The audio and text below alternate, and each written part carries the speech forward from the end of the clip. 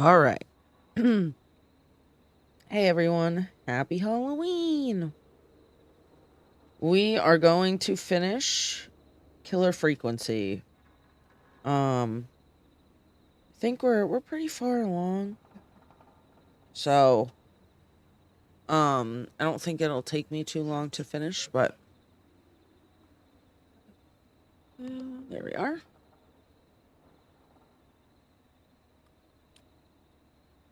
All right. We are going to have to turn this off, unfortunately. Cool. Oh, why is that all messed up? All right, time to take a Hello, call. caller. You're live on the Scream with me, Forrest Nash. Hi, Carrie. Hello, caller. Who is this? I need the police. I'm Forrest Nash. Oh, okay. I'm standing in for 911 tonight. What's wrong? There's a guy hunting me and my friends. I think he's killed some of them already. That's him. He's just outside. I can see Why him aren't my balls going? Damn it. She's just a kid. Oh, there we go.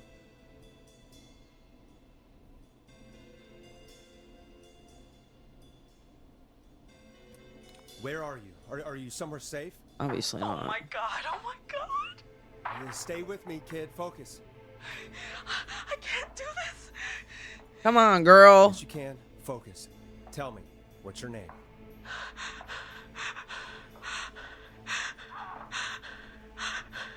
Girl. Sweetie, you can do it. What's your name? Carrie. Good. Carrie, listen to me. Come We're gonna on, get you out Carrie. there, all right? Now, where are you? The old murder house. Upstairs. I'm at the end of a hall. There's a bathroom, a couple bedrooms, a closet. Oh, he's coming. Where should I go?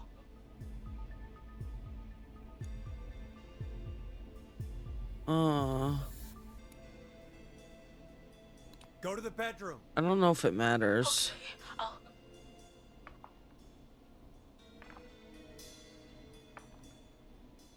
He's here. He's here. Okay, I can always go back. Forrest, I don't think we can. Don't move. I don't know if that was the right thing to do.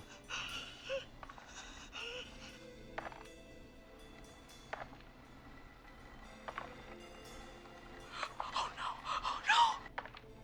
Oh no! So, where do I not want to go? Where he is?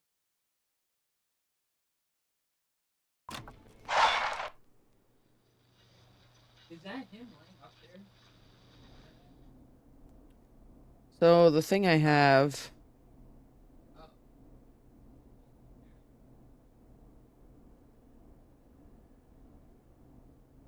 This. Bro, he is committing. Well, this thing is wrong. It doesn't have what. Caller waiting. We might have to do this a Hello, couple caller. times. You're live on the Scream with me, Forrest Nash. So after we're in the building,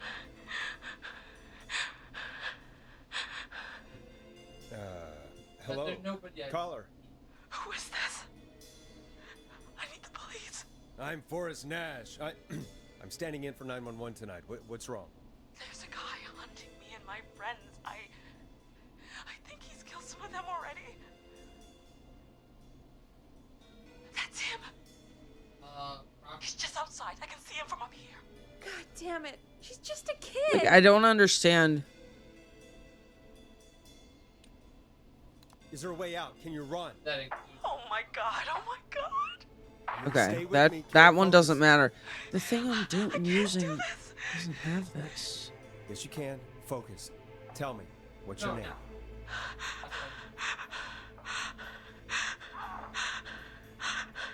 Sweetie, you can do it. What's your The locker room. Do I need a key? Oh, gotcha. Okay.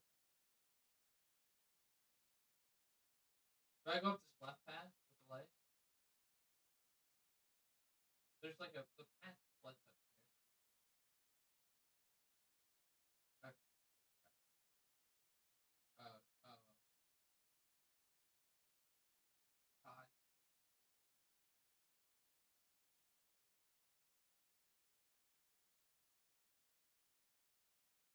New achievement.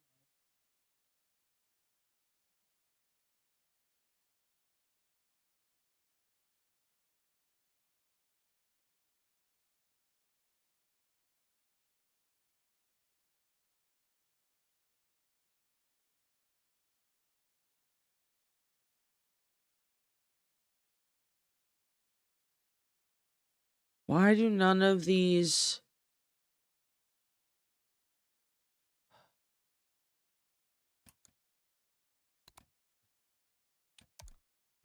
Your name? Carrie. Good, good. Carrie, listen to me. We're gonna get you out of there. All right? Now, where are you? The old murder house. Upstairs. I'm at the end of a hall. There's a bathroom, a couple bedrooms, a closet. Oh, he's coming.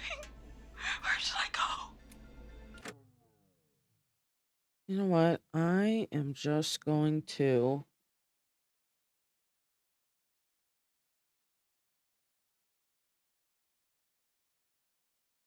Is it not all the way up?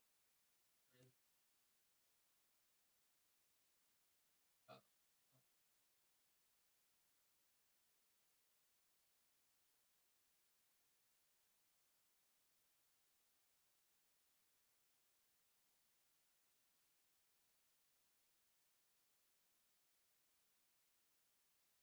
Why can't I find anything about this part?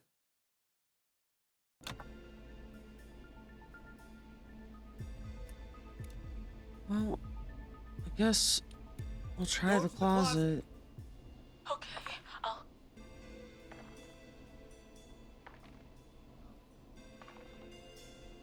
He's here. Okay. He's here. He's gonna kill me. Forrest, I don't think we can. Run! I don't know if that's the right move.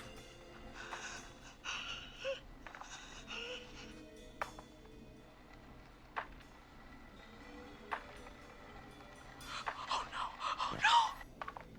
Very,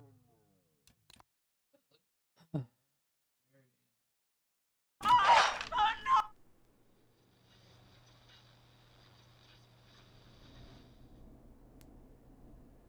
I'm gonna... Oops. Oh. Hello, caller. You're live on the stream with me, Forrest Nash. Next time I'm gonna do a save that's just before all of... just... Hello. I'll go through all Caller. this and then save. Who is this? Right before the choice. I need the police. Make it I'm easier. Forrest Nash. 'Cause I can't standing skip in for this. 911 tonight. What's wrong? There's a guy hunting me and my friends. I think he's killed some of them already. That's him. He's just outside. I can see him from up here. God damn it. She's just a kid.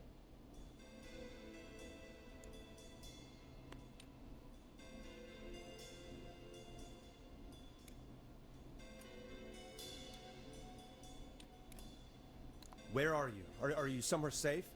Oh my god. Oh my god. You stay with me, kid. Focus. I can't do this. Yes, you can. Focus. Tell me, what's your name?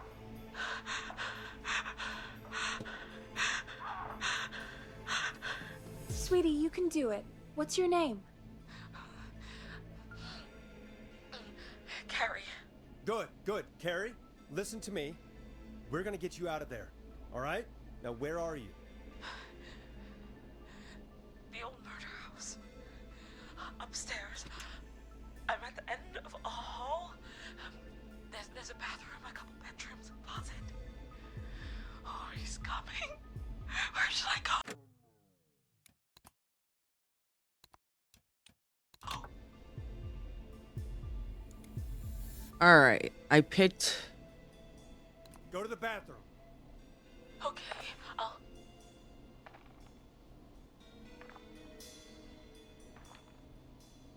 He's here. He's here. He's gonna kill me. Forrest, I don't think Shit.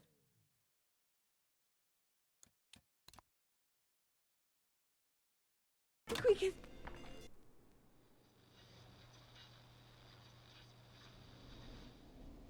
On the stream with me, Forrest Nash. Because I need to have her run away.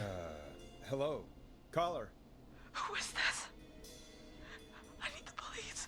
I'm Forrest Nash. I'm standing in for 911 tonight. What's wrong? There's a guy hunting me and my friend. So I need to save her. I'm not. Kill some of them I've already. gotten this far, That's him. and I don't understand He's why. just outside. I can see him from up here.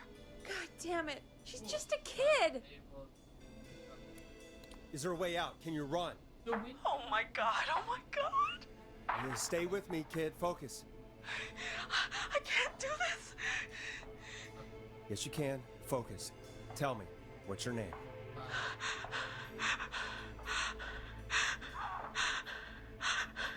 Sweetie, you can do it. What's your name? Carrie. Good, good. Carrie, listen to me. We're gonna get you out of there. All right? Now, where are you? The old murder house. Upstairs. I don't get it. I'm at the end of a hall. There's a bathroom, a couple bedrooms, a closet. Oh, he's I don't- coming. Why Where should can't? I go? There's literally no option I can do that doesn't get me killed, Go though. to the closet. It doesn't. Okay, I'll.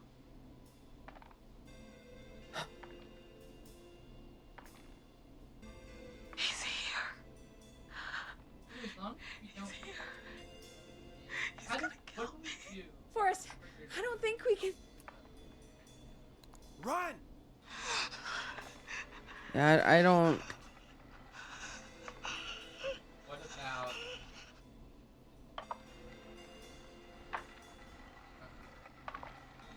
No. Oh no! Oh, Oh no! So basically,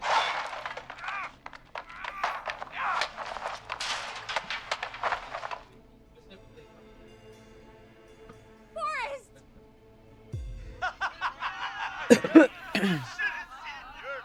Oh, are you kidding me? What? What? What? Are you kidding me? So I wasted Okay, all that. What the hell is going on here? Oh, who's on the phone, Carrie? The cops? It's just a joke, jeez. Wait, isn't that. Jimmy, that wasn't funny, you sicko! Of course I called the cops, but some guy just answered instead. What guy? Forrest Nash. What the hell are you all doing? It's prank night, old man. We're just having fun. That's the kid! The kid who called in earlier pretending to be the whistling man. That's it. I'm out of here.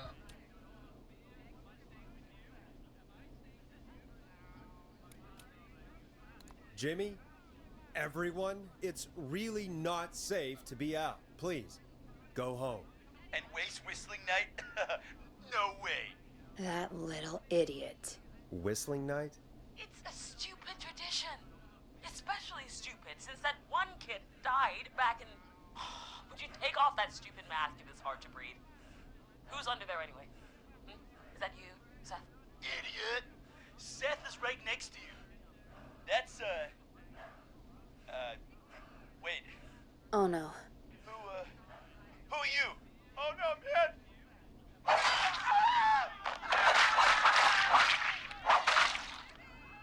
Everyone, get inside! Everyone, run! You two, barricade the door. Scott, Heather, you barricade the back. As long as he's out there and we're in here, we're safe, right? You bought time, but not much. Forrest, we have to. Heather, I already called the cops. Forrest picked up. He's the best we're gonna get. Who is with you, Carrie? My friend, we drove out to the old murder house and... Oh, of course! The van! Who's got the keys? Jimmy had them. Jimmy.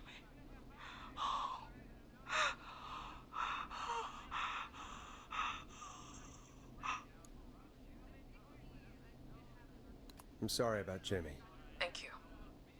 This is crazy, Forrest. We'll figure something out. Between all of you, there's gotta be a way to beat this. Just sit tight, okay? Heather, shut up. If we do that, we're gonna get killed. If only Jeannie were here. Jeannie? Jeannie McPherson? Our intern Jeannie? Yes. She's my best friend and the smartest one out of all of us. She stayed in tonight. Forrest, listen. We'll see what we can come up with, and, What? Scott, you're not any good at... And... No, Chad. Out of all of us, you're not the one to... Everything okay? No. We're figuring out a plan, but everyone's volunteering to do things they're just bad at. I think we can figure out what to do, but I don't think we can agree on who should do what. I think you'll have to be the tiebreaker, or else these idiots are gonna get us killed. But Shut up, you... Forrest, I'll call you back. But I don't know anything about your friends. I don't know anything These about your damn friends. kids never learn. Are you okay? They do this kind of thing every year, Forrest. People get hurt. All right, folks. We're gonna work out a way to save Carrie and her friends. This next one goes out to all the trapped kids out there. Oh my god. It's funky, it's groovy, it's Stab in the Twilight by Knife and Easy. Oh my god. You mentioned something about their friend working here? An intern? Yeah, Jeannie. Seems a nice enough girl, but a bit head in the clouds, you know? Not sure why we took on an intern. We really didn't have the office space for one. Poor thing got tucked away in a dark corner somewhere downstairs, I heard. All right, I'll go see if I can find her desk. I already found Hopefully it. she has something we can use.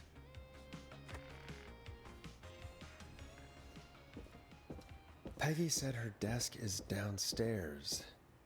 I saw it before.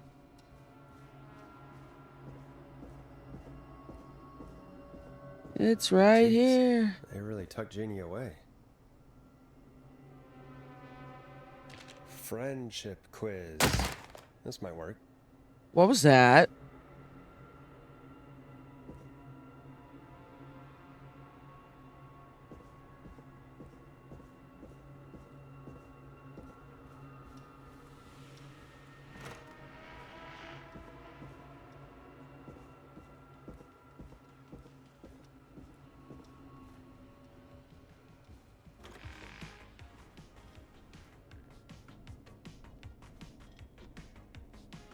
Hey, you find anything that'll help us out? Yeah. Yep. I found a friendship quiz with all these kids on it. If you think that'll help, then good enough. Carrie's on line 1, whenever you're ready.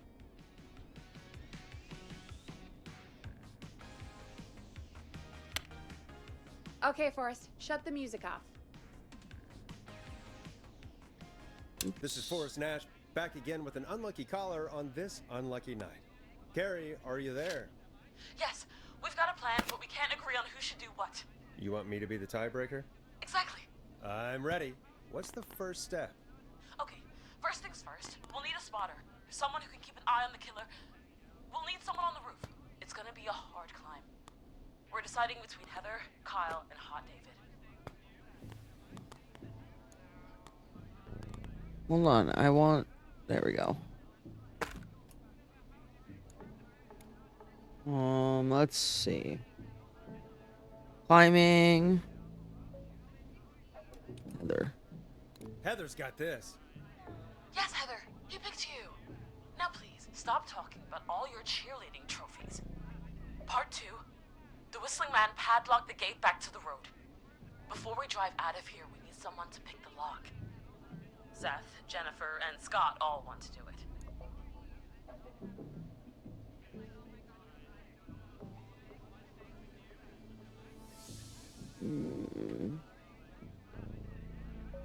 Most likely to end up in prison is Seth, but most likely to escape prison is Jennifer, so... Jennifer. Jesus, Jennifer, you carry a bump key? Why didn't you say so earlier? Anyway, that brings us to part 3. Getting the van keys. I'll volunteer for this. I don't know Jimmy as well as you guys, so it'll probably be easier that way. Then it's part 4.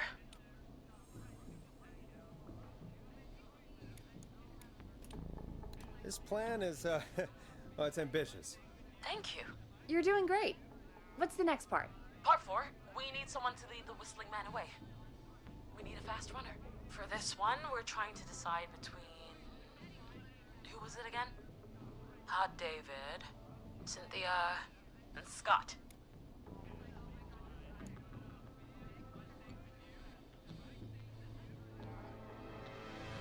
Hot David.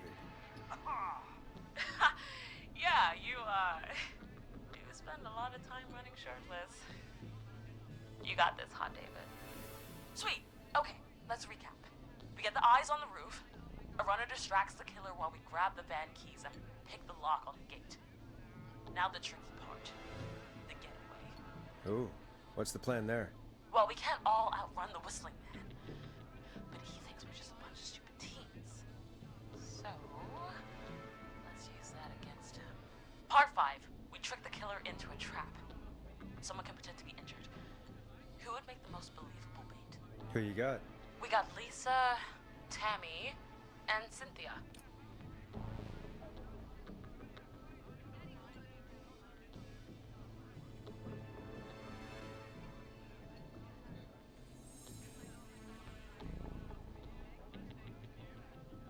Lisa. You're right, Lisa. Having to smile at rude customers is perfect practice. That should take care of the killer. And then it's time to get out of here. Finally, part 6. We need someone who can drive us through the woods and back to Gallows Creek alive. Who's our getaway driver? Should it be... Who have we got? Chad? Scott? Cynthia?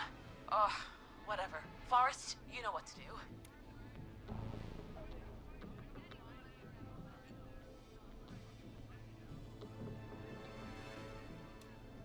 Chad. Oh, perfect. Your go-karting experience will be great, Chad. Thanks, Forrest. We'll just take a few seconds for ourselves, and then it's go time. Sounds good. Talk to you in a sec. Good luck, Carrie. That actually sounded like a pretty good plan. Uh-huh.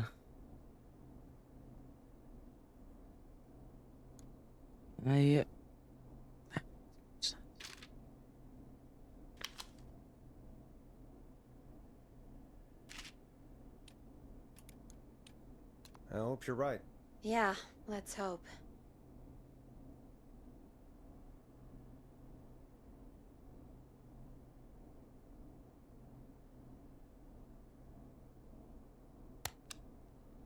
Oh, the kids are back already. Line 1 again. If you're just tuning in, we're coming to you live with a bunch of teens about to flee a madman. Listener discretion is advised. Are you ready, Carrie?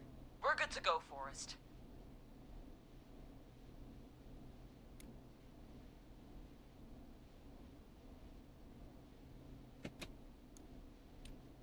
Good luck. And Godspeed. You got this. Here we go, everyone. Spotter, to the roof. Go, Heather. She's off and away. All right, Renner. Get ready. Wait for the spotter's signal. Spotter says go.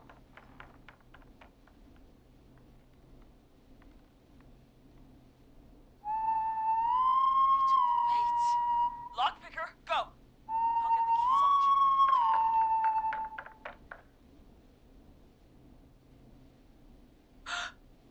Oh, Jimmy.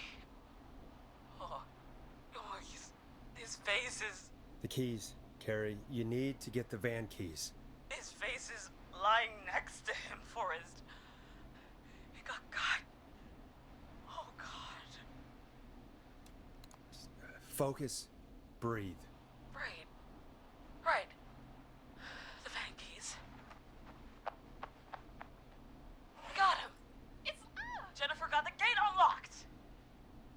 Aunt David should be back any second. Perfect. It's working. I can't believe it's actually working. You're doing great. Focus. You got this. We got this. Next step, trap the killer. All right. Wait. Get into position. Everybody else, hide.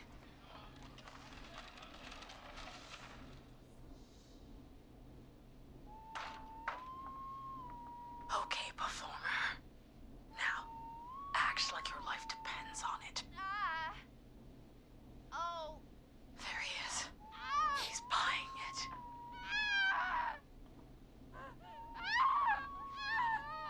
Now! Push the bookshelf over!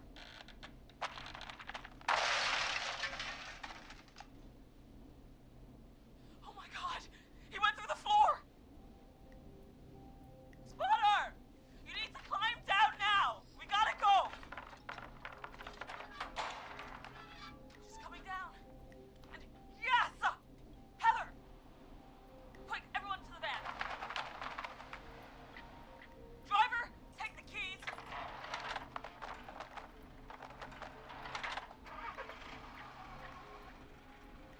The damn gate swung shut. Where did he go?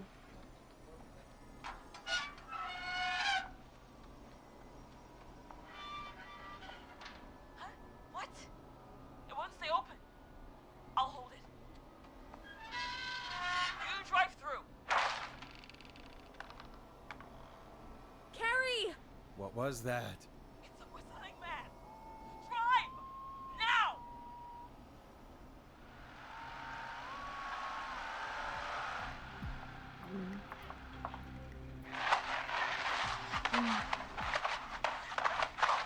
Oh, Let me go! Just go! Just drive! Oh my god. Please, no! No!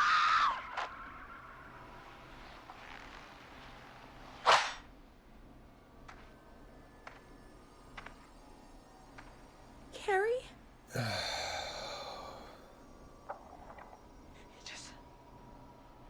He just stared at me. Carrie! Carrie? Just stared at me. And walked into the woods. I don't understand. Thank God you're okay. Can you get somewhere safe? I can make it home. Thank you both for helping. If you hadn't, It was your plan, Carrie, and it was a great plan.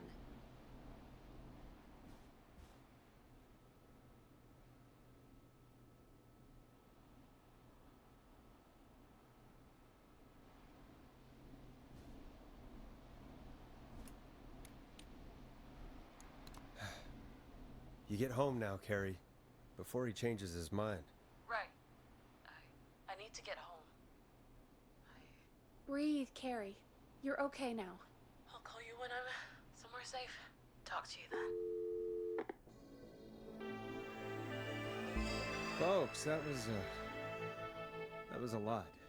Our thoughts go out to Jimmy's parents in this awful time. For any kids listening in, please stay inside and stay safe. And parents, hug your kids extra tight tonight. Here's a song for the girl walking home in the dark.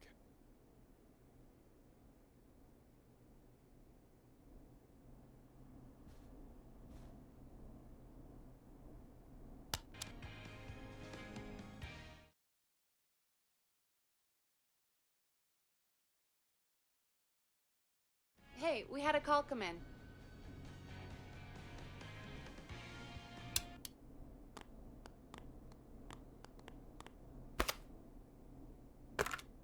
Caller waiting, Forrest. Forrest Nash here. Listeners, we've got another caller live on 189.16, The Scream. What's on your mind, caller? Hey, Forrest. I just wanted to phone in and say that I think I speak for everyone when I say that you're providing a real service for Gallows Creek tonight. It's cool what you're doing, man. Well, I'm just doing my job, friend. Anyway, tell me about yourself. What's your name? Are you keeping safe tonight? Yeah, man, I'm good, thanks. I'm at my roller rink, trying to get everything ready for the Harvest Festival tomorrow. I had a guy from Starling Security here earlier installing the Starling 4000 system, so I'm a little behind. As for my name, my friends call me Roller Ricky, and I now consider you a friend, my man.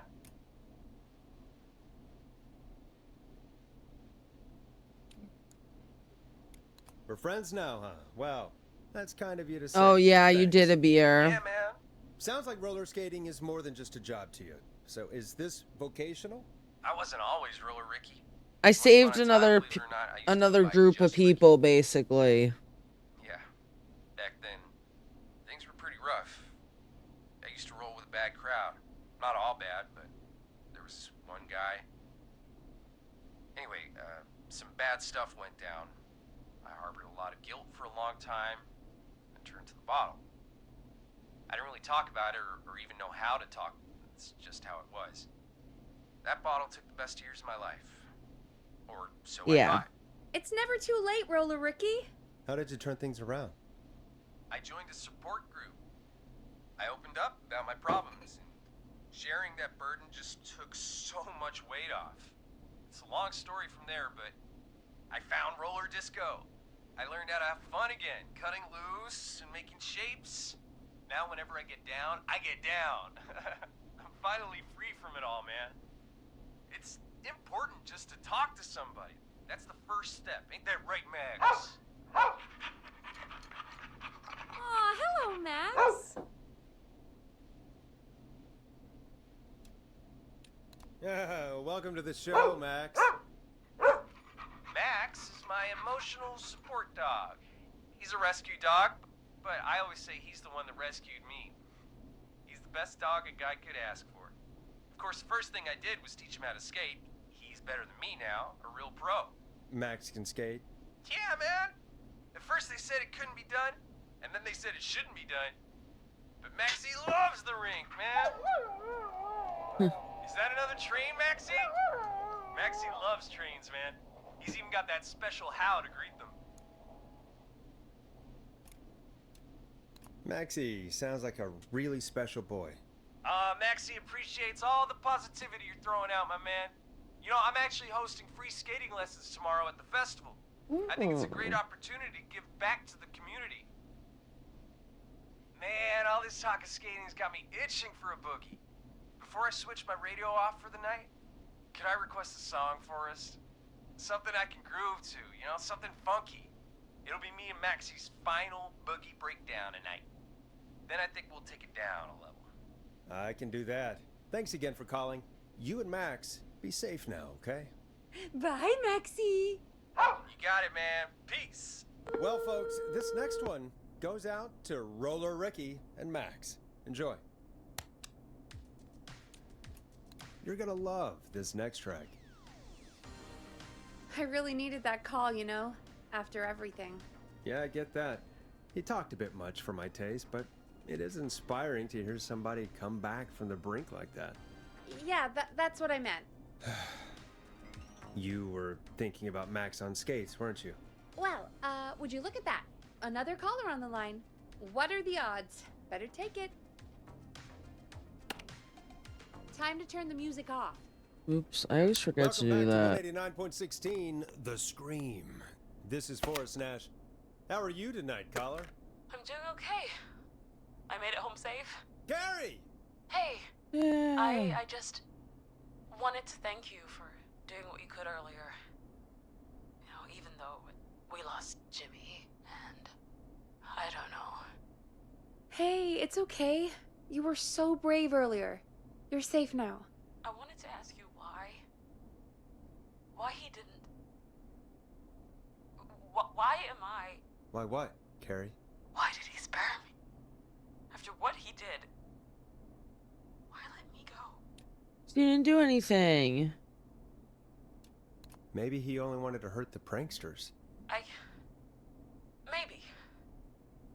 Did he just think everyone was making Probably. fun of him? Did he always hate these hazing rituals? I mean, Probably. if he did, why wait all these years to... Why do this now? These stupid hazing nights have to stop. Carrie, you did so well tonight. Stay safe and rest. Help is coming to Gallows Creek. We just need to hold on. Thanks, Peggy. Hey, Forrest? Could I request a song? Of course, Carrie. What song? Any song by Blast Processor. And thank you. This next one goes out to Carrie.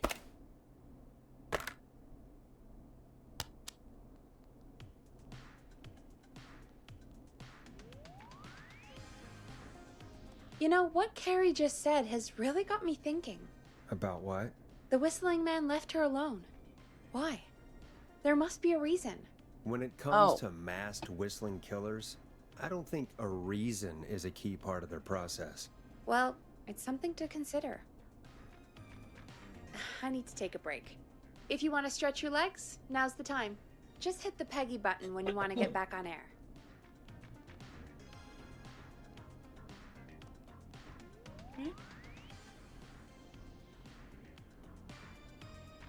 Hold on, I want to ask Robert something.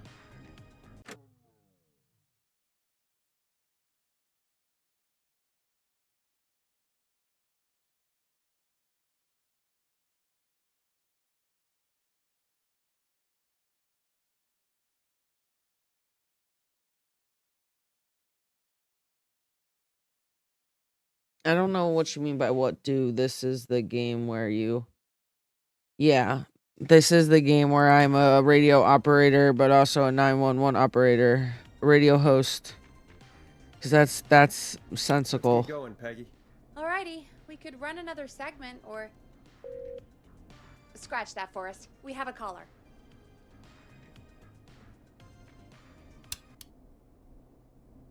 You're through to 189.16, The Scream. What's your emergency? Hello again, Forrest. Oh, that call with the teens was awful. Those poor kids. Yeah, Dawn. Still, I'm glad the girl didn't get hurt.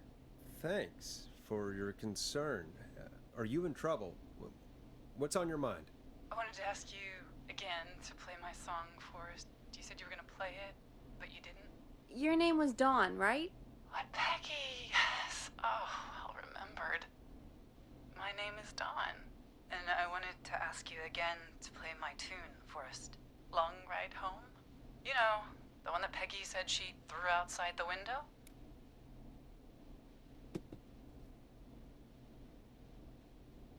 Yeah, it doesn't.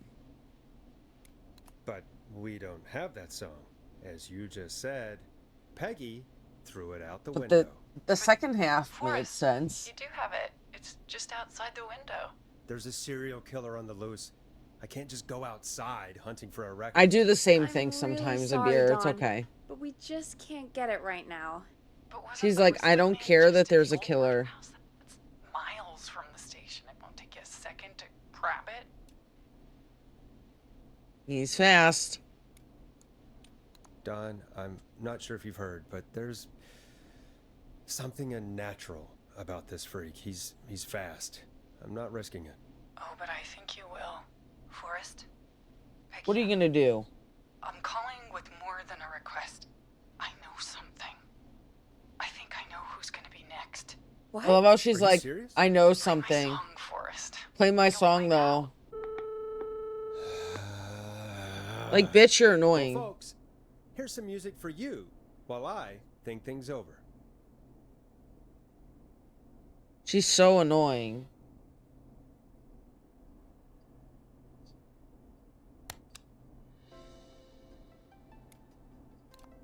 Is she serious, Peggy? She's serious about hearing that song. That's Oh, for yeah. Sure. Peggy, I mean, is she serious about... I don't know, Forrest, but we don't really have a choice, do we? If she's telling the truth. All right, I'll do it. You're a good man, Forrest. I'll slide you the key to the fire door. Wait. Our fire door has to be unlocked? Yeah, because that's safe. Yeah, you know, I never thought about it, but yeah. The fire door She being talked to locked Ricky is about that. illegal. Anyway, I'll hold the fort down while you're out. Maybe I'll even get a caller. That could be exciting. 189.16 The Scream. With me, Peggy.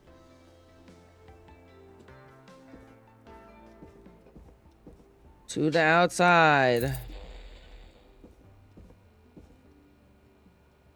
That's not opening. Where is the fire door?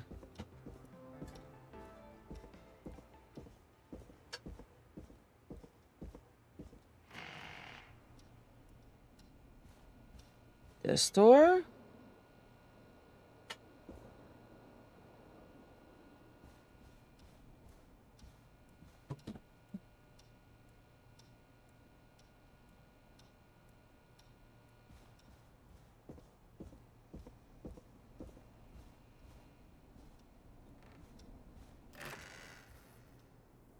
This door.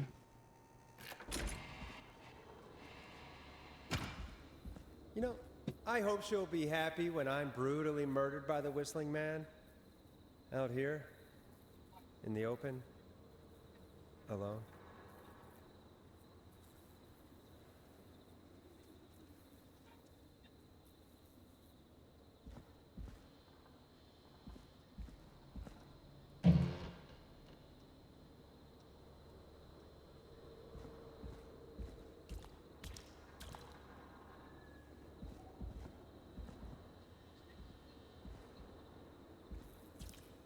There's the song. Here it is. Long Ride Home.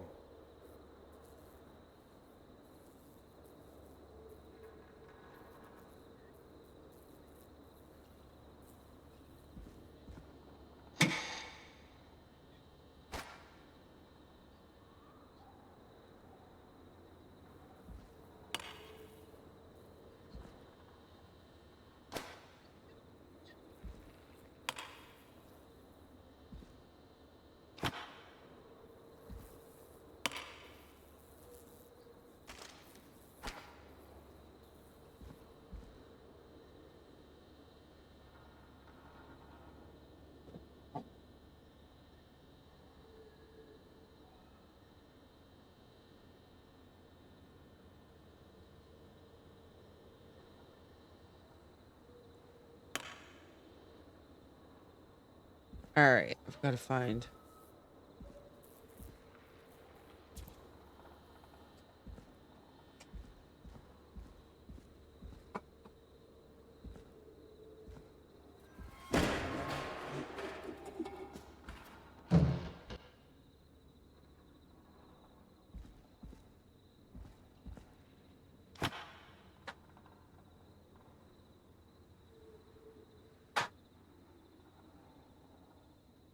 I don't need this, okay?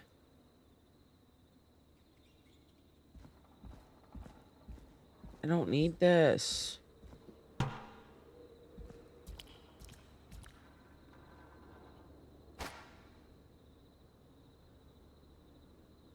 You are not...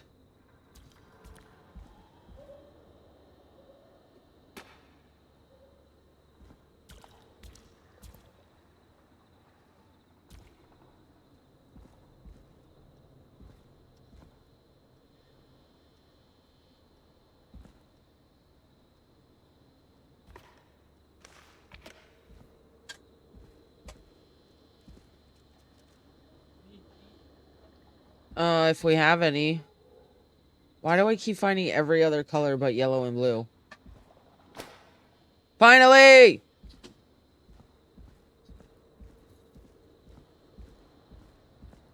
There you go. Alright, hold on. Mr. Winky Boy.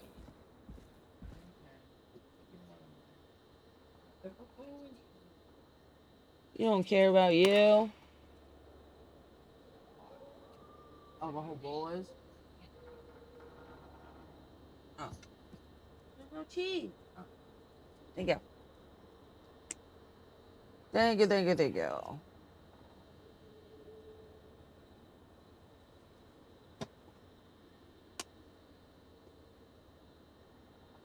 Yeah. Can't be locking fucking emergency doors.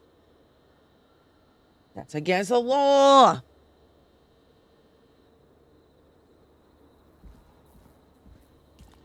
Alright, now I just need to find a blue fuse.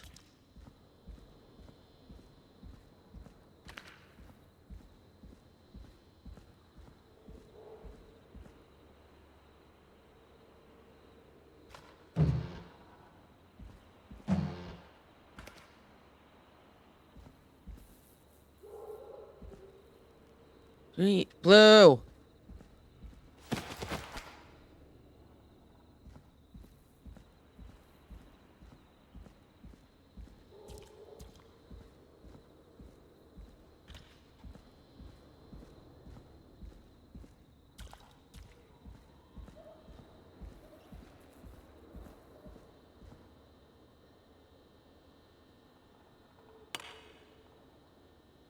$20 plus 50 equals 70. What's this thing? Oh, that's the handle. Duh, Stephanie. Bingo!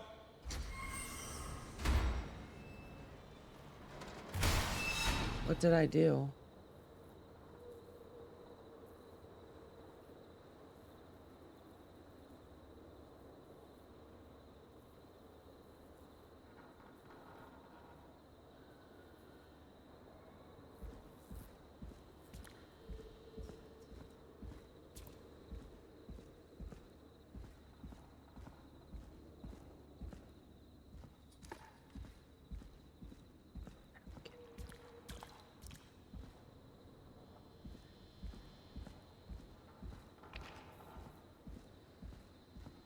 Oh, I could probably survive that fall. what is that?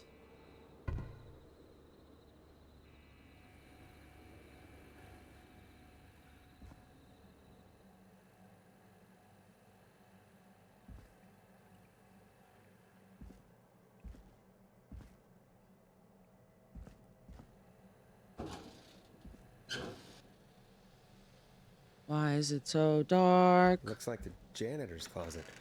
What did Peggy say his name was? Clive?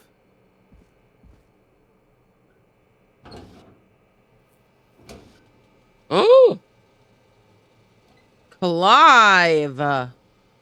Alright, hold on.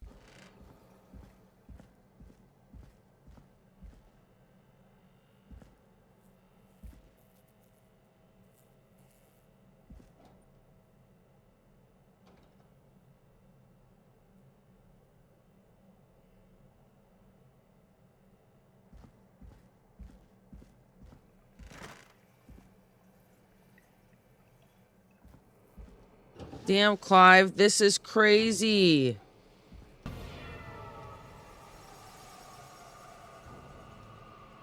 This is insane. And why are there creepy ass mannequins? What the hell? Peggy is not gonna believe this.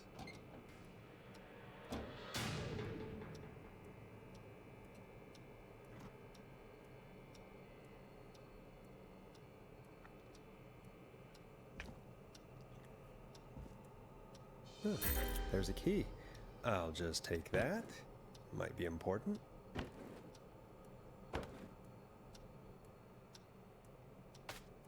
Creepy ass head.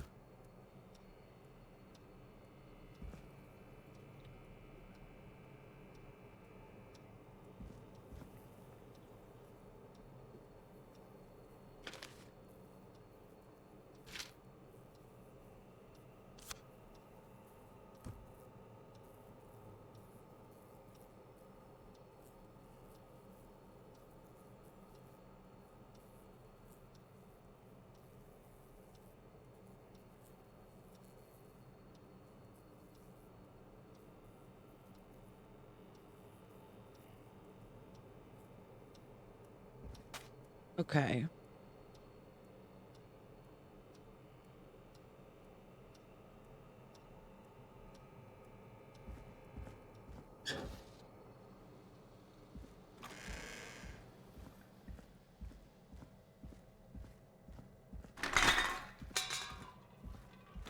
I wonder how the show's going. Where am I? Okay, not that door.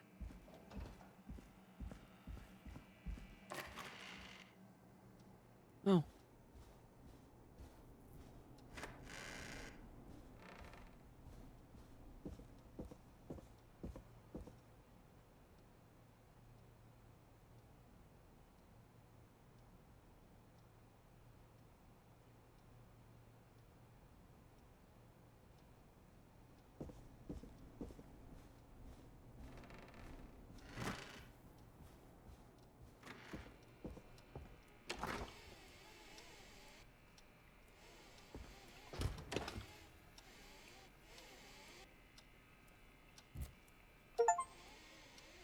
I got an achievement for putting the head in the fridge.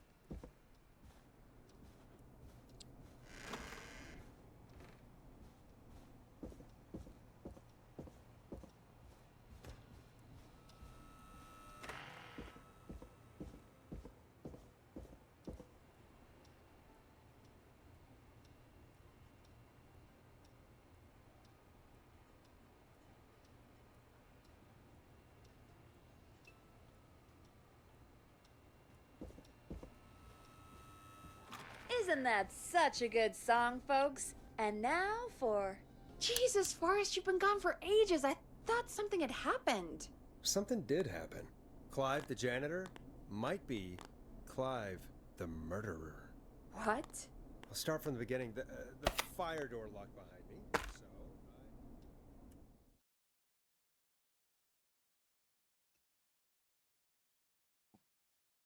Why did you heave that thing all the way up here? because the basement's creepy as hell, and I don't like standing around down there. Fair. All right, let's run through this again. We have a creepy board you found in a creepy basement, made by our creepy janitor, who you think is the creepy whistling man. Yep. And on the creepy board are the names Chuck Brody, Kim Walker, Rebecca Allen, and Aunt Williams. Correct. And you think one of these people will be the whistling man's, Clive's, next target. That's right. And we've got to find them. You said there are 4 locations listed there too? The hospital, the power station, the gas station, and the trailer park. Clive must think the target is at one of those locations. Forrest, you're gonna have to figure out if any of the potential targets are at one of these locations tonight. Hit the button if you need any help.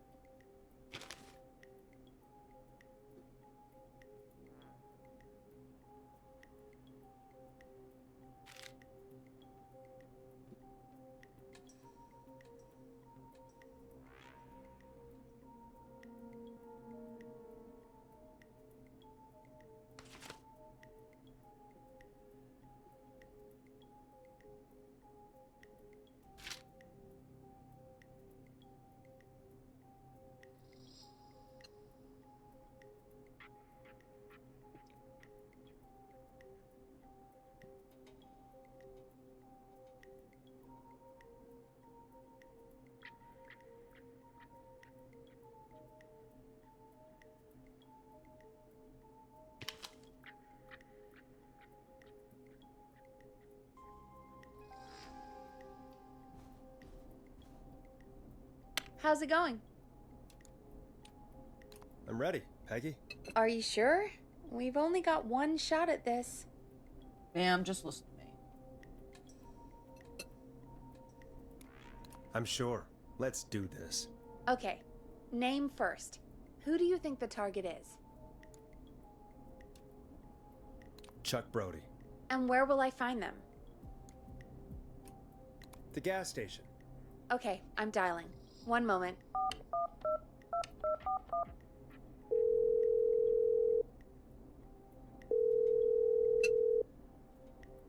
Hello? Chuck Brody! Listen, I know this sounds crazy, but we have reason to believe the Whistling Man is coming for you. You need to get yourself and everyone else out right now. The Whistling Man? Who the hell are you? Who is this? This is Forrest Nash. Listen, the Whistling Man's back.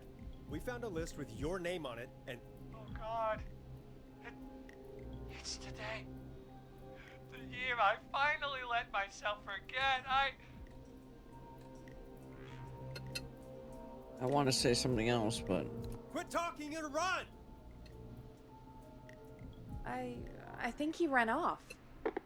Well, fingers crossed that Chuck... Jesus! It sounds like something blew up. He's using bombs now? Is Chuck? I don't know. Hang on, we're getting a call. Hello? Chuck? Chuck! Forrest, the whole goddamn gas station's gone up. Is anyone hurt? I don't think so. I got everyone to follow me out. The town's only ambulance was blown to hell, though. Yeah, damn it, that fireball threw me. I've got to get to the hospital. I'm not feeling great. Forrest, man, I can't thank you enough, but damn, I gotta go. Wait, Damn it. We lost him. What was that about today? Oh, Forrest, the call board is lighting up. Get us into some music while I deal with this. Here's some music while we regroup here on KFAM 189.16, The Stream.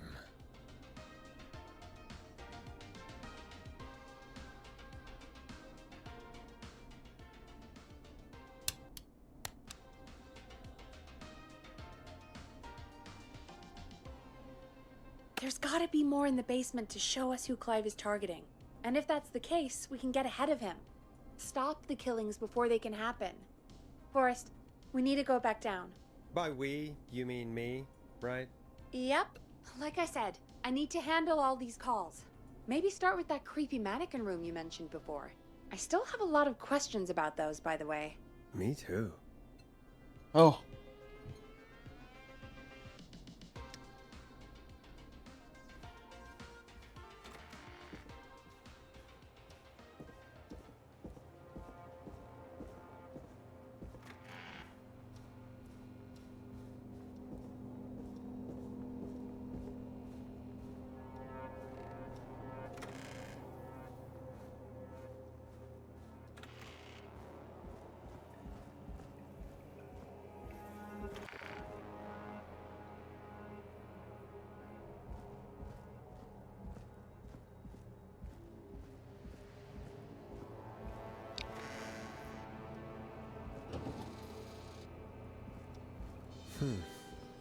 a key.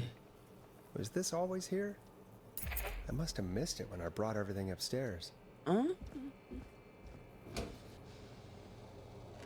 We're just gonna pretend.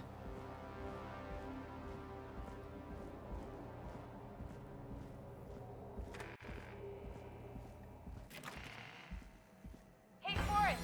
Peggy, give me some warning before yelling down the intercom? Sorry. Buzz the intercom when you find something and want to discuss it.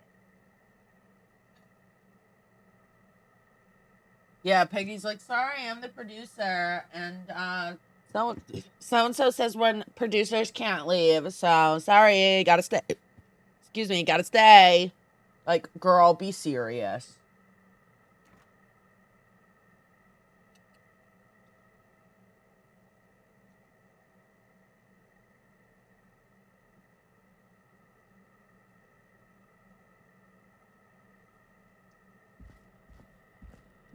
Okay. Let's do this. Wow, it's showing me something. We'll have to look at that. Peggy, I've found a tape and a map down here. A map of what? Looks like it might be to somewhere in this storage area. Weird. Well, maybe the tape will give us more information.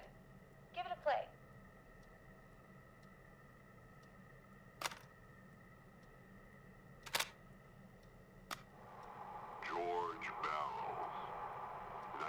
68. That's when this all began for me. Follow the maps. Find the tapes. I'll be waiting. Wait, Clive, what the George fuck is up? Barrow? We all heard that he drowned after a night out drinking. Was it actually Clive? Has Clive really been the whistling man for that long? He says I need to follow the maps and find the tapes. I guess that's what this map is about. Follow the map and find the tapes to Maybe save what the else is day. down here? Be careful, Forrest. Keep looking. Buzz the intercom when you found something.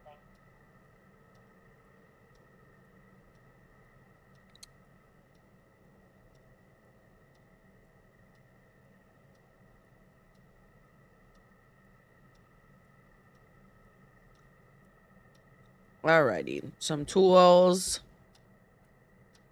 some other bits and bobs.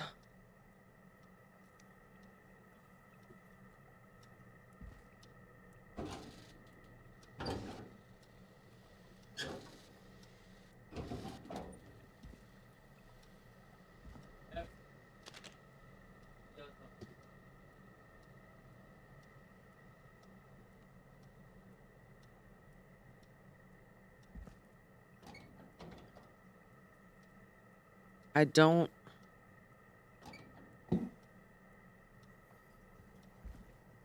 Help.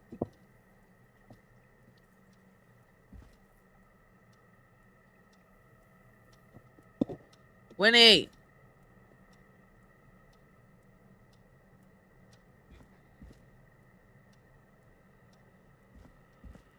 Yeah, I got my meme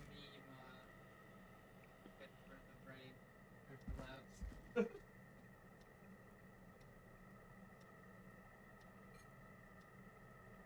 I'll just throw it all in the bag. Well,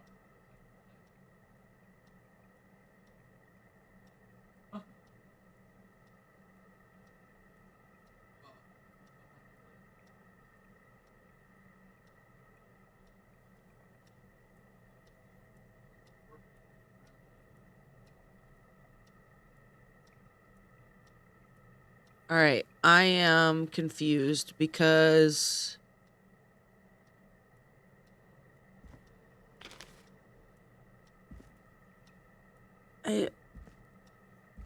babes, there's nothing here.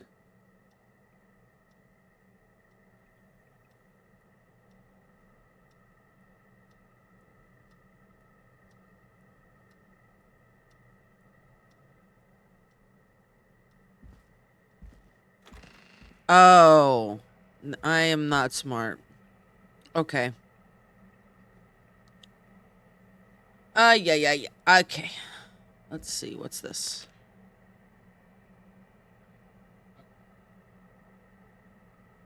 All right. Time of autopsy is 7 a.m. Cause of death is asphyxiation from drowning.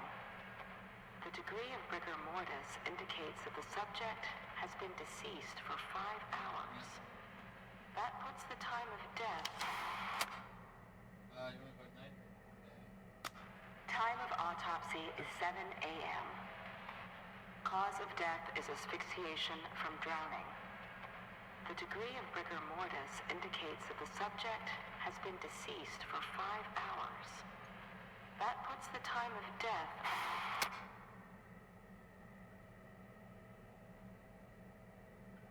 Okay.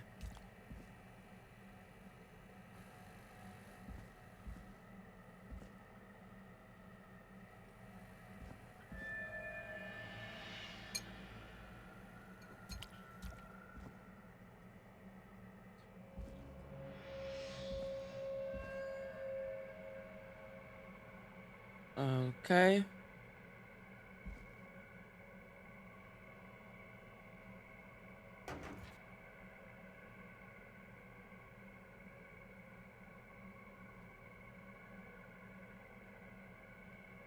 See this?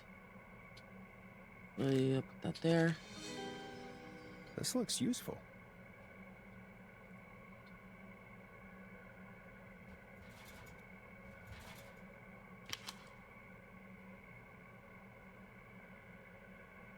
4 a.m., a call was received from a jogger of Miss Sandra Sharp, reporting that a body had been found washed up in the reservoir. Drove out to investigate and was able to identify the body at the scene as that of George Barrow. Contact the coroner's office and then the boy's parents. They informed me they had not seen him since 7 p.m. on the 2nd.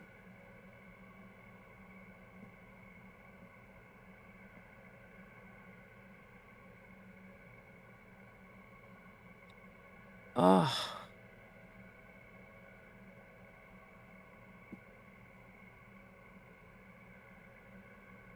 Oh.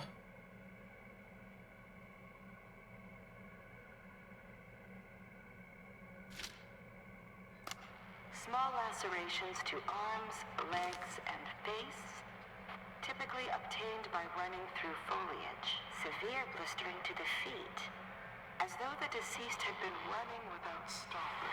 But he drowned. What is up with that?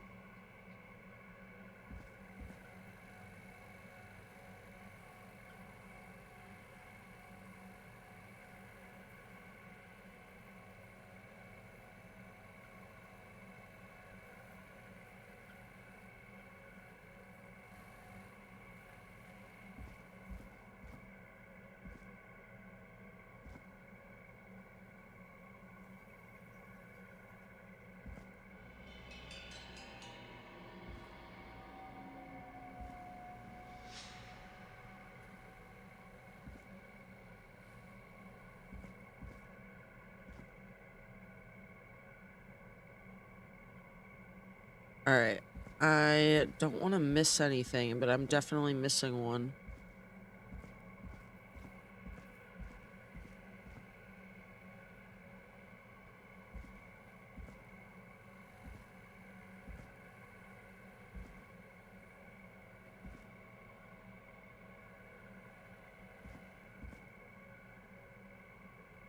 Oh wait, I think I found it. Preliminary toxicology results shows no signs of inebriation. However, Yep. a high amount of cortisol was found, indicating elevated levels of stress in the immediate moments before death.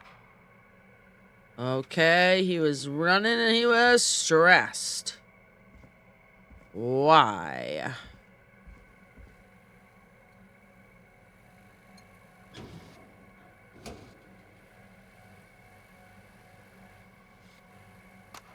Additionally, there appears to be a post-mortem injury to the arm. It looks like it was trapped in a car door.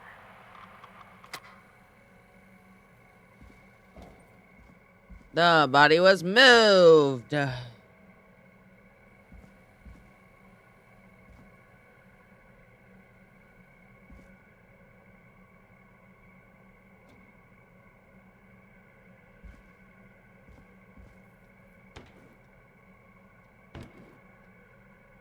Ooh, a new vinyl for my collection.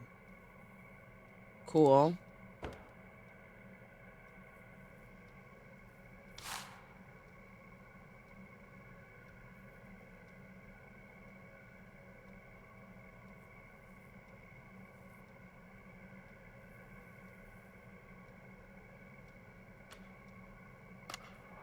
If you're listening to this, then I'm probably dead. What? Oh, okay. I'm a man who likes to stay informed. I've got subscriptions to newspapers all over the country. A few weeks ago, I noticed headlines cropping up in those papers, one after the other. Each headline about a murder. Each murder, the death of someone I knew almost 20 years ago. And each one drawing closer to Gallows Creek, drawing closer to the anniversary. None of us are innocent, but I don't think we deserve killing. All I hope now is that I can save some folk from the worst. I am. I don't know. Do something to make up for what I did back then, I guess. I didn't kill anyone, mind you. But that's past mattering. Now, there's more I could say. That I should say. But my employer made it clear that my family would pay a high price if I ever spoke out. So, hopefully I've said enough for you, listener, whoever the hell you are, to start putting... Oh, don't worry. George Barrow was running. Peggy is not gonna believe this. They said he drowned.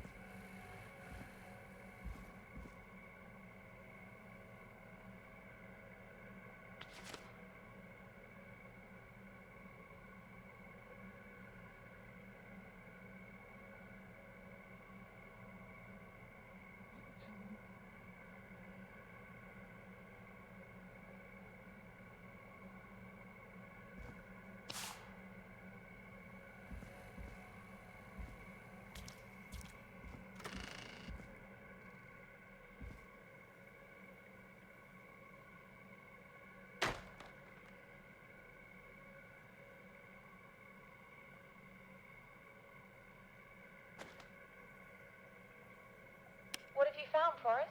It's an autopsy tape. Doesn't say for who, but I think it must be for George. Poor George. He was so young. Something's bugging me, Peggy. What do you mean? I swear I recognize the voice of the woman talking on the tape. I just can't place it. Seriously? Do you think you've met her before? I don't know. I mean, I just got here recently. I don't know. Found another tape. It talks more about how George died. What did it say? It sounds like he was running for his life. Sprinting through trees and bushes, getting cut up all over. What would drive someone to do that? I'm not sure yet. There's also a tape about a toxicology report. There were no signs of drinking or that he was on anything. What? But everyone said he went swimming drunk and drowned. It was in the newspaper and everything. I found a tape that introduces a new detail to the story. Post-mortem injury. Apparently, his arm got caught in a car door. A car door? Yeah, after he died.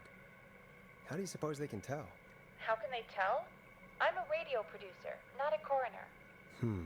Because your body Weirdly, responds what I found differently to doesn't mention it at injuries all. when you're How alive did than his when arm you're get dead. trapped in a car door after he died? Unless he That's got it how. when the police collected his body? I No. guess someone else must have moved him after he was dead to where he was eventually found. But the report. There it What is is. going on here? I found a police report. Mentions a friend from earlier, Sandra Sharp. Sandra. The jazz runner?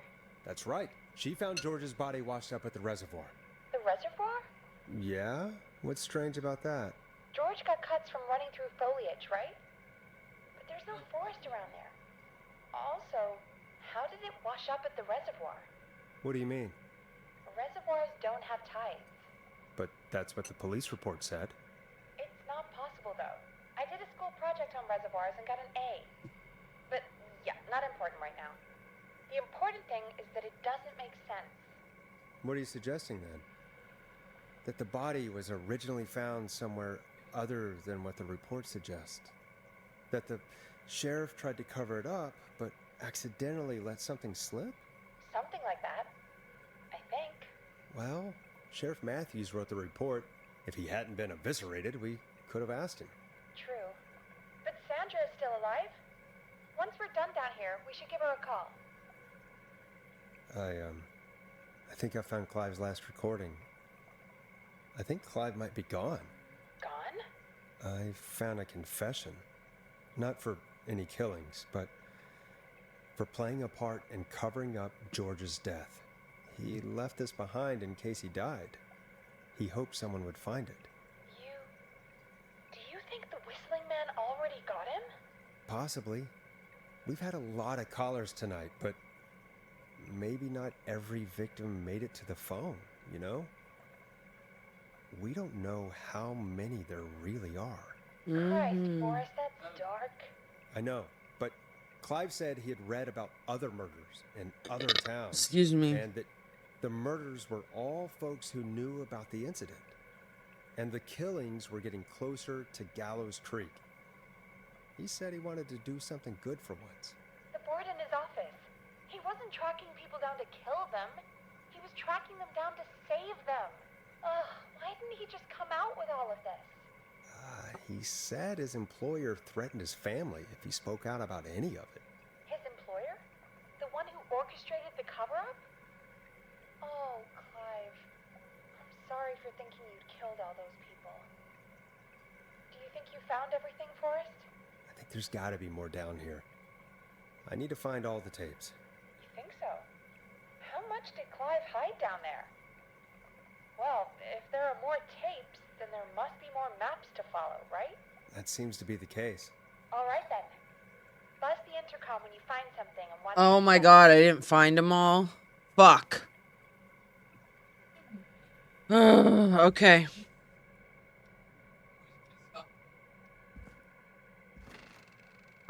Let me put these down.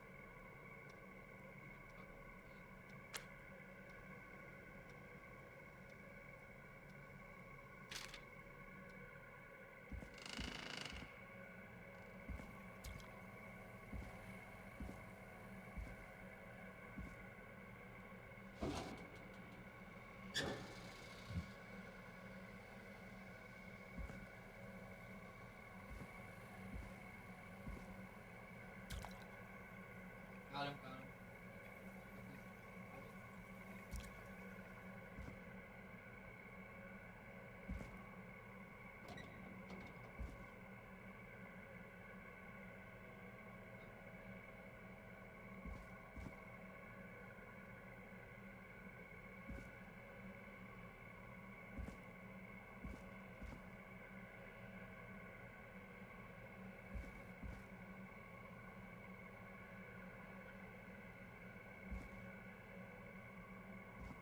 Pretty sure I got this one. Preliminary toxicology results shows no signs of inebriation.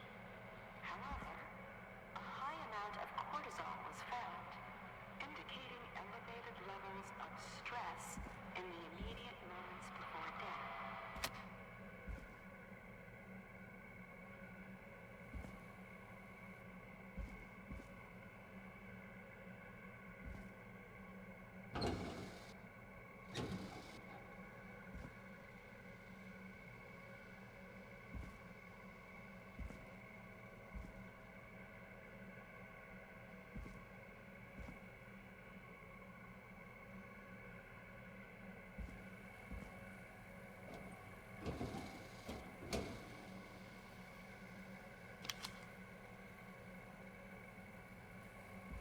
Ah.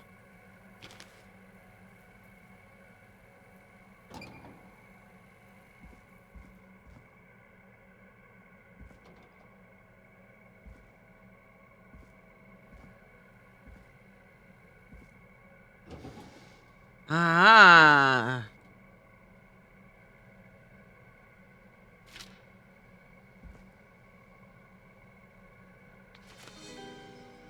This has to be important. All right, here's what I missed. Sorry I made you do this, Virginia.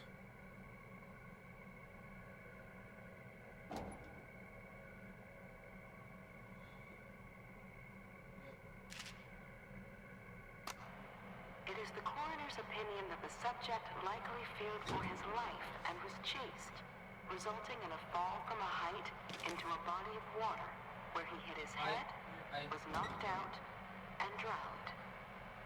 Following that, he was... I'm near the other one.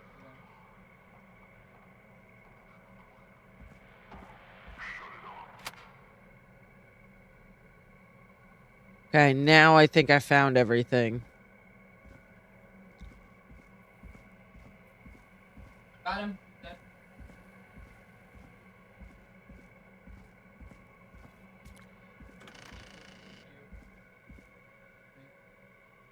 What have you found, Forrest?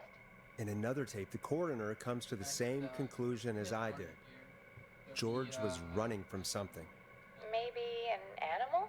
He, like, Maybe, ran but then there's this next bit where the coroner thinks he was moved Yeah, that's why I post-death. fucking- So she agrees with us.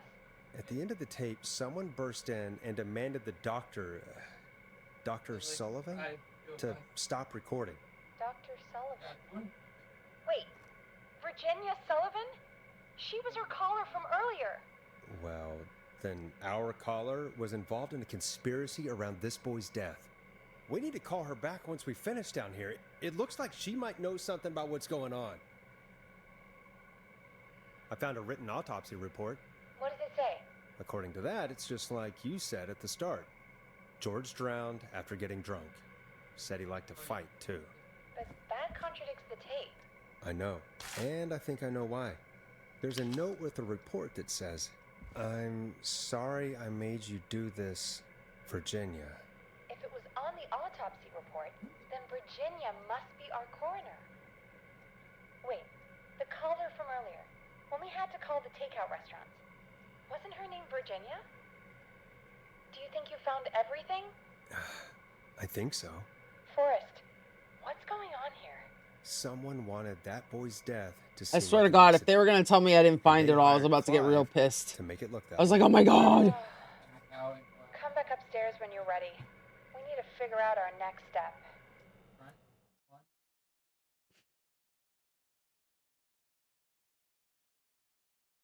Thank God you're back, Forrest. I've been running out of stuff to pad our airtime with.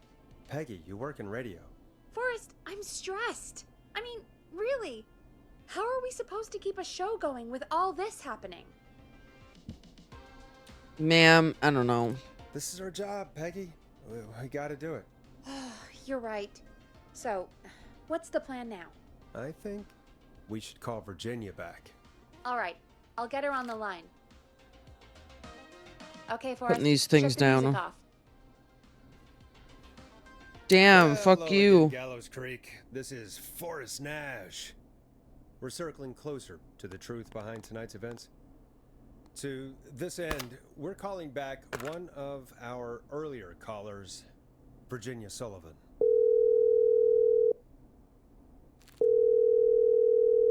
Fredman Plunker here. Who's this? Is it you? Goose. Plunker, hey, it's the Radio Man, Forrest Nash. Radio Man? What's up? Solving mysteries, saving lives. The huge. Right on. Plunker, what are you doing at Virginia's house? She asked if we could stay to keep an eye out for that whistling turd. So we're hanging out, bro. Well, that's big of you, Plunker. No, it's nothing. Can I speak to Virginia? Sure thing, Radio Man. I'll just go get her. Who is this?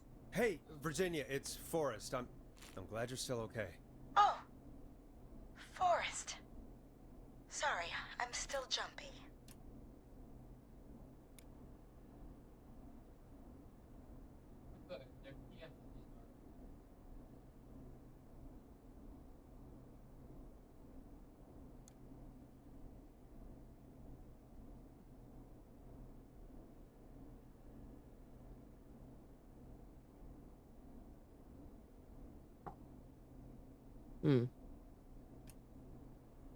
I can't blame you.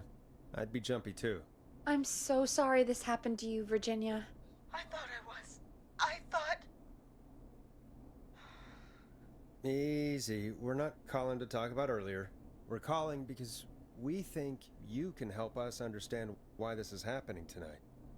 Me? What would I know?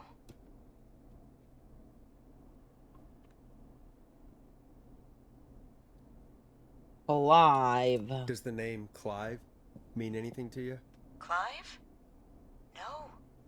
I don't know that name. Girl, you a What are liar. you asking about this for? You mentioned that Sorry. name earlier when you called us the first time. I don't know what I said then. I was petrified, Forrest. Clive's the janitor at our station, and we know you spoke to him in the past. Forrest, please. You don't know what you're doing. He'll come for me.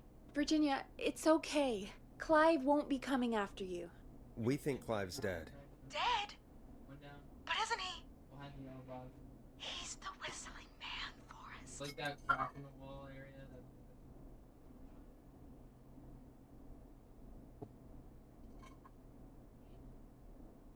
He's probably out in the corner of the wall. He's got an SPD. Go. Yep.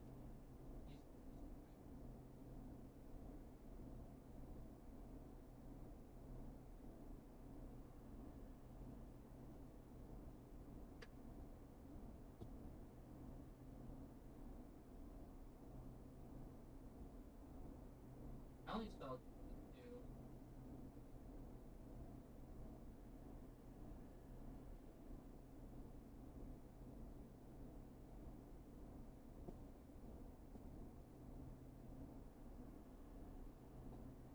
Okay. Yeah, I just picked the gas in there. Like,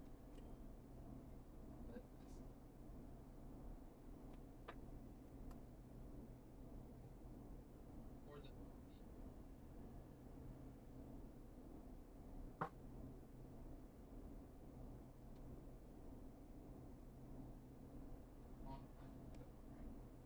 All right. We found evidence to the contrary. But It's true. And we found your autopsy reports for George Barrow. how? I saw him destroy them. Well, he didn't. I don't know if he kept them or made copies or what, but we found them. And we know it's related to what's happening tonight, which is why we called you. Why did you write a false report? All right. One day. This is all live on the air on the radio. Like, everyone is hearing voice this on my slab. in the whole town. And as I finished the autopsy, this man, Clive, he just burst in. And he started making demands to give over the reports, to falsify what I found. Of course I said no. But, well, when someone wants to make you do something, they can use the carrot or the stick. For me, he used both. You see, my sister is sick. She has a chronic condition that's never going away. It's expensive to treat, and it was getting to where I couldn't afford it. And Clive promised me that his employer would That's pay what for I'm my sister's saying. treatment. Like, If I this did is what he this said, concept and if is I so ever spoke wild. about this, he'd beat me to within an inch of my life. Like, this I is don't a small know why town. he There's had only to, 1,000 but people. But still, the whole town, which in some ways you is have to worse. understand.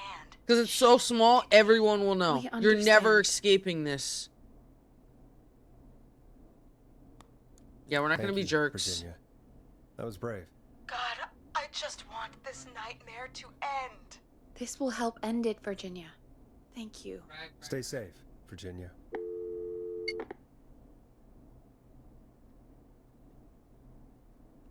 So, Virginia's tied That's up in what all I of don't this. know. Clive threatened her to keep quiet about George's death. But for who? Why cover up these details? You know, like, you're in a city like London, there's millions of we know Sandra was people, involved it's in George's death. huge, you get Do you wanna this call her? shit? I do. All right, but before we go asking questions, I think we should know what we want to ask. Is that fair? Yeah, we need to ask her about finding the body.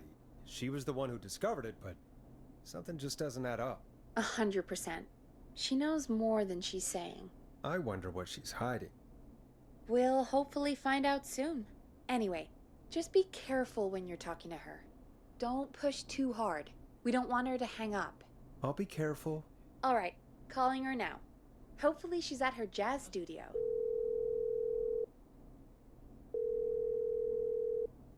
Aha! Forrest, you're through. Hello, this is Sandra at Jazz Pizzazz Jazz Studio. Who's this? Hello Jazz again, Pizzazz Sandra. Jazz Studio. It's Forrest Nash of 189.16, The Scream.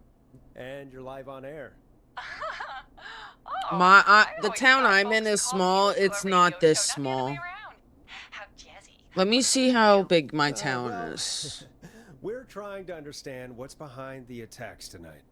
We had a few questions. Why, Forrest, of course. Heck, after the way you saved my life, I'd say yes to just about anything. As of 2020, it was a little over 9,000. So, not very big at all.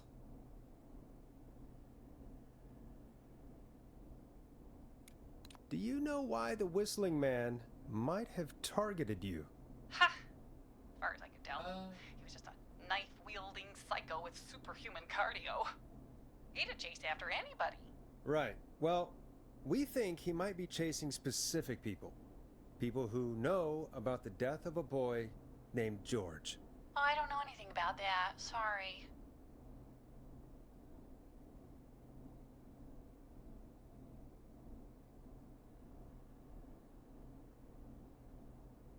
Huh. Interesting, because some things are saying less than that. Okay, nope. There's the official census. Okay. This girl is so unserious, and she found the goddamn body. Sandra, Like, we know you found George's can body. we be real? have the police report. I don't know what you mean. Girl! It's okay, Sandra. We know. I can't be too harsh, or she'll Yes. hang up the phone. Of course. This studio is my life. After I found the body in the river, I couldn't lose my studio. Do you understand? Sure. I understand. When the rent just kept going up, he said he'd stop if I just needed to keep quiet. And everything would be okay. Of course. We understand. I mean, it's not like I killed him. What was the harm in saying I found him in the reservoir instead of the river? Right? Right? I'm sorry. I can't do this. And she's gone. That's I the don't think that thing. could have gone any better. You truly did great, Forrest. Thanks, Well, folks, Peggy. If anyone out there has any thoughts on what's going on tonight, please call in. That's good timing. We've got a call waiting just this second.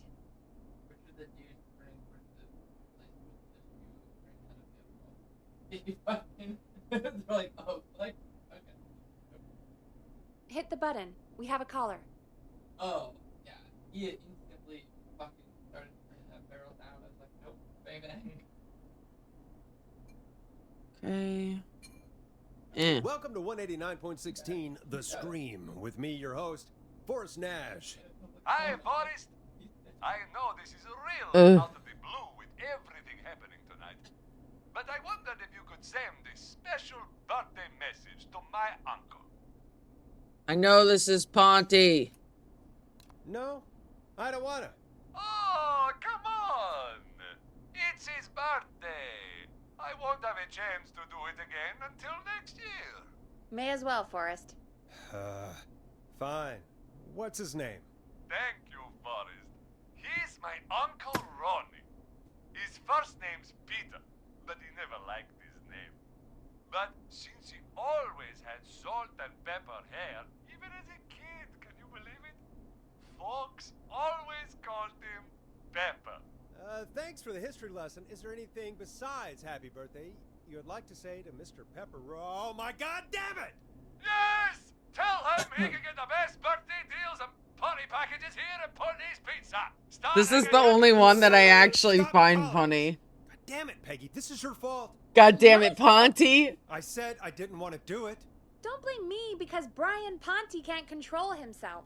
He We've already got another caller on the line. spends Just half of the pick it up, game okay? terrorizing us while everyone is trying to stay alive from a serial killer. This is 189.16, The Scream.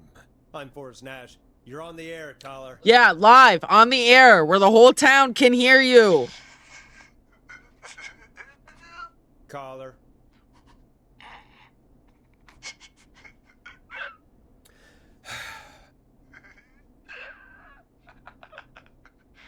Ponty.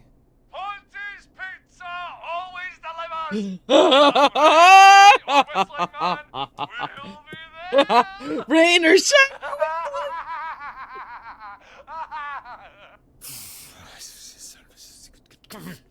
Forrest? Forrest? Are you okay?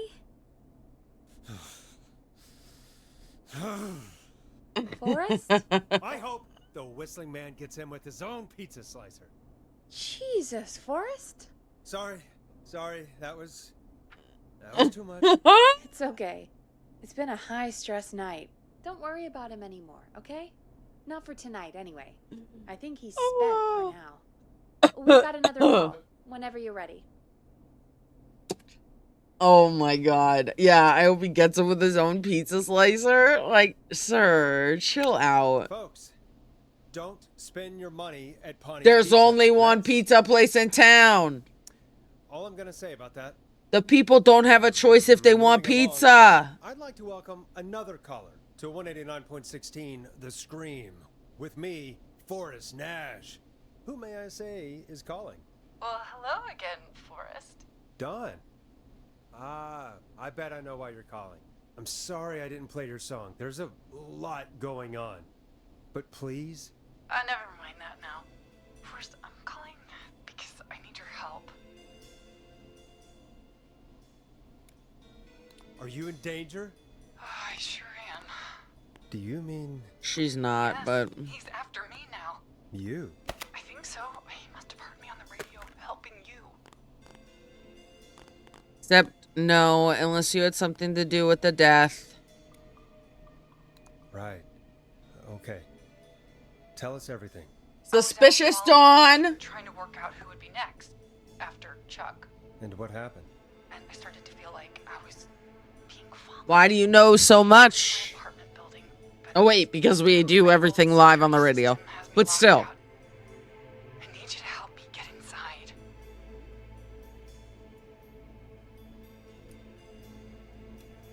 Can a neighbor let you in? I only moved in last week. I don't know anybody yet. I don't trust you, Some buzzer Dawn. here, only the keypad for the entry code. I need that code to get inside. Which apartment block do you live in? Maybe one of our listeners lives there too. It's the New Woodside apartment building between the town hall and the trailer park. But I doubt any of your listeners live there. I don't have many neighbors. Sounds like a prime piece of real estate. Order delivery form. Starling must have left this by accident. This system's not even installed at Woodside. The sound really carries at night. Shit.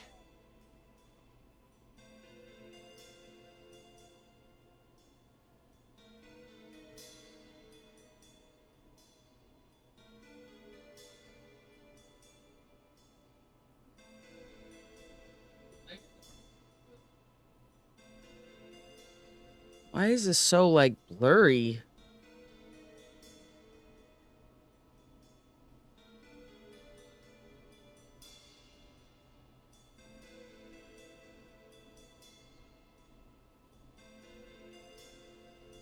Aha! Woodside Apartments, unable to install. She's a liar!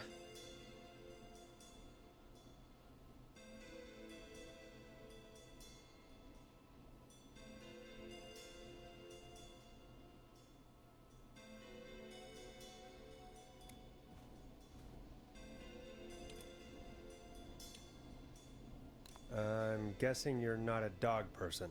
No, I'm not. It's my neighbor's dog. Boy, I wish he'd muzzle that thing in. Dawn is a liar. And now he's blasting David Scopo out of his window. I can't get any. He's coming down the street. I don't think he's seen me yet.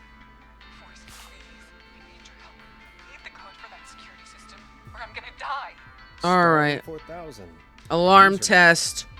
We are not giving her the real These code. codes should come in handy. Hell no. You sussy. Can you get your neighbor's attention? That the whistling man will see me, Forrest. I can't do that. What's the name of the security system?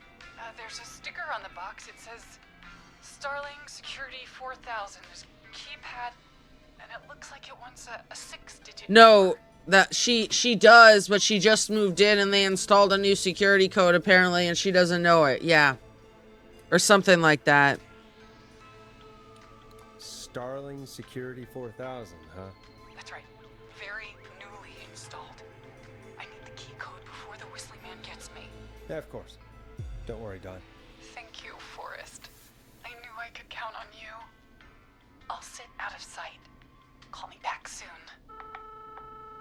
She is a liar. Folks, here's a little tune for you all to She's enjoy. a liar. I try to break Dawn into her apartment. You were pretty quiet there, Peggy. Forrest, was it just me, or was there something?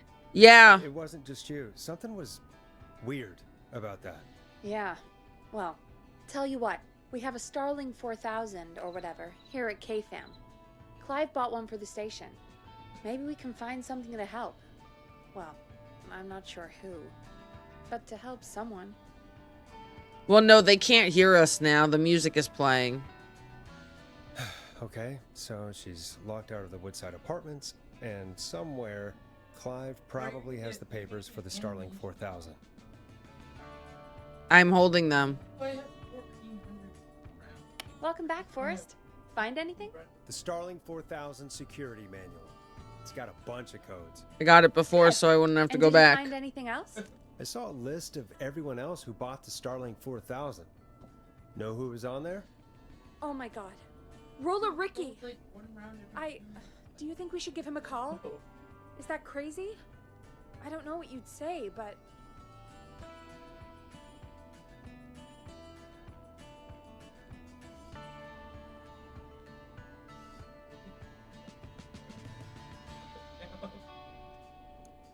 That might be a good idea. Okay, one moment. I got the number here. Patching you through.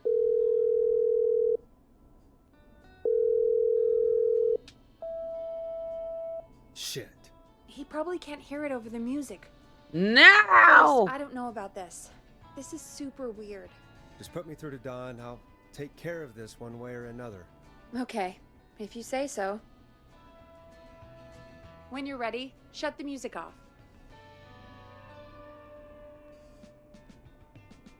Line 1, whenever you're ready.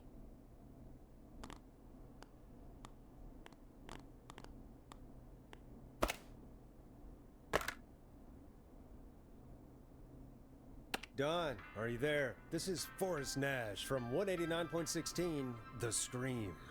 Oh, thank God you're back. I've been so afraid. What's the code to the gate?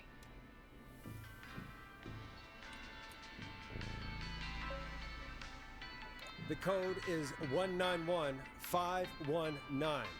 Thank you, Forrest. The way she says thank you. Girl.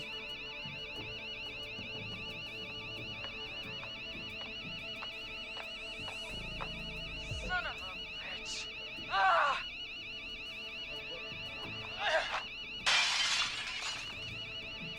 Is she?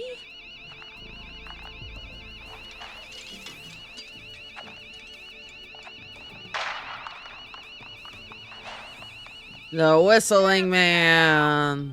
Nobody disrespects the sanctity of the ring. Don't ever come back here again. I'm calling the cops. Ricky, get back inside and turn on the radio. Whoever that was, she was trying to break into the ring. She? Forrest, man, you got no idea. That was him. That was the Whistling Man. The alarm gave me just enough time to get my rifle. I don't like hurting folk, but I can't let anything happen to Maxie. He's my best friend, you know? Listen, man, I'm heading back inside. Gonna barricade that window. My man, thank you. You and Peggy can skate for free whenever you want. Woo! That's a done deal. Thanks, Ricky. Can't wait. You got it. Talk to you soon. Okay, Gallows Creek, here's some music while we process what just happened.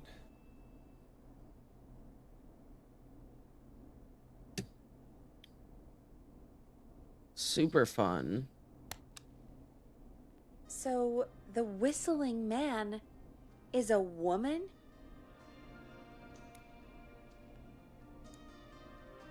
I had my suspicions. Yeah, sure, Forrest. You just never mentioned it.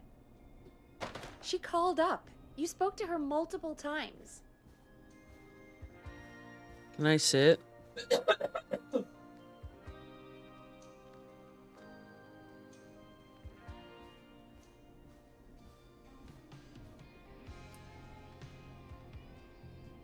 I knew she wasn't right. Is that right, Sherlock? Why do you think she requested that song? To mess with us? Yeah, maybe. So, what now? I guess I should make an announcement. We do have new info. Okay, kill the music and you can make the announcement. Okay, you're live in 3, 2... Hey folks, this is Forrest Nash here. I hope you're all safely locked inside. For those of you listening to that last call, you might be wondering what to make of it all. Here's our take. We now believe the killer is actually a woman. One who might manipulate you into letting her in before she attacks you.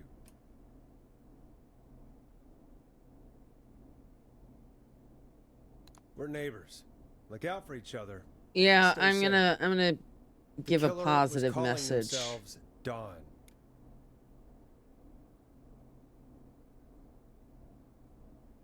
This could be a fake name. If anyone needs help or you have info on the killer, please call in. You folks have my new number, right? It's 911. Hopefully, our next caller can help shed Forrest! some light on our killer. That ain't funny. Hey, What we the had a call fuck? come in. Okay, folks, time to take a call. Yeah, my new number. It's 911. Fuck you. You're through to Forrest Nash on 189.16, The Scream. Hey, man. Murphy? Damn straight. What's going on, Murphy? You in danger again? Right? Nah, man. I've just been listening to the show here at home. And since you asked folks to call in if they could help out, well, I'm calling. I don't know if I can say as much as other folks have, but I figure I wouldn't be a good role model to Fernando if I didn't try to help, you know? Oh, Murphy. So in this very small town, there's 3 police. One is already dead, one is on vacation, and one is knocked out, and the 911 dispatcher had to take her to the hospital, and it's going to take a couple hours to come back. Appreciated is spelled wrong. You're a good father. Murphy. We love Absolutely. Fernando. Fernando's Yes. a lucky kid. Yes. Thanks. There are So, there are now what do you 2 wanna know? police officers for the entire Well, town what can you of tell Gallows Creek. I don't know, really. All right. Well, do you know anything about the death of George Barrow? Absolutely nothing. Okay. What about the killer herself? Herself? Man, I didn't get my ass kicked by a lady. The man I went toe to toe with was a man. You heard the last call, right, Murphy? Yep. So you know it's a woman, and you were trained by a VHS, Murphy. I know, but Uh-huh. how could it have been? You were trained by a Let's just VHS. move on. Do you know anything about the history of the Whistling Man? No, sir. Tonight's the first time I ever heard of him. What? I moved here 3 years ago, man. What do you want from me? Hey, man, no worries. Just thank you for trying. Right. Murphy, you dumbass, wasting everybody's goddamn time. Forrest, we have a call coming in. We ain't Sorry, talking buddy. about That's gators. all we've got time for right now. What do you mean? All right. I'll catch y'all with the gator talk later. Night. Well, folks, that was a bust. But perhaps our next caller has more they can tell us. Let's find out.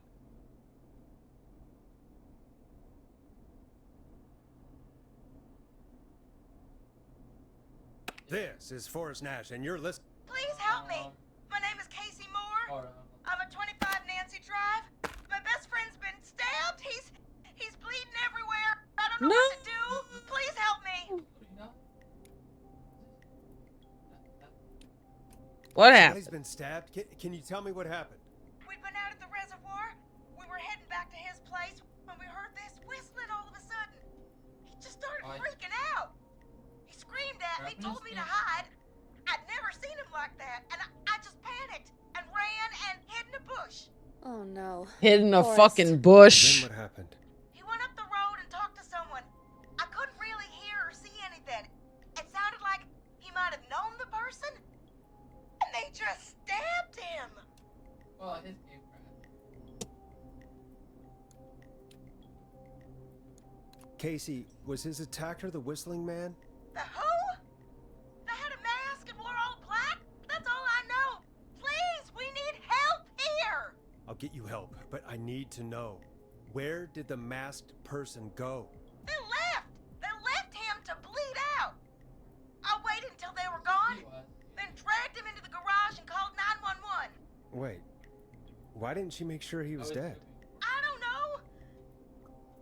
I think I heard them say something like, "It's not so funny now, is it?" before they left, but please, he needs to get to the hospital. I can't drive, so we need an ambulance. Can't drive. The ambulance was destroyed in the explosion at the gas station. You should get all the info you can.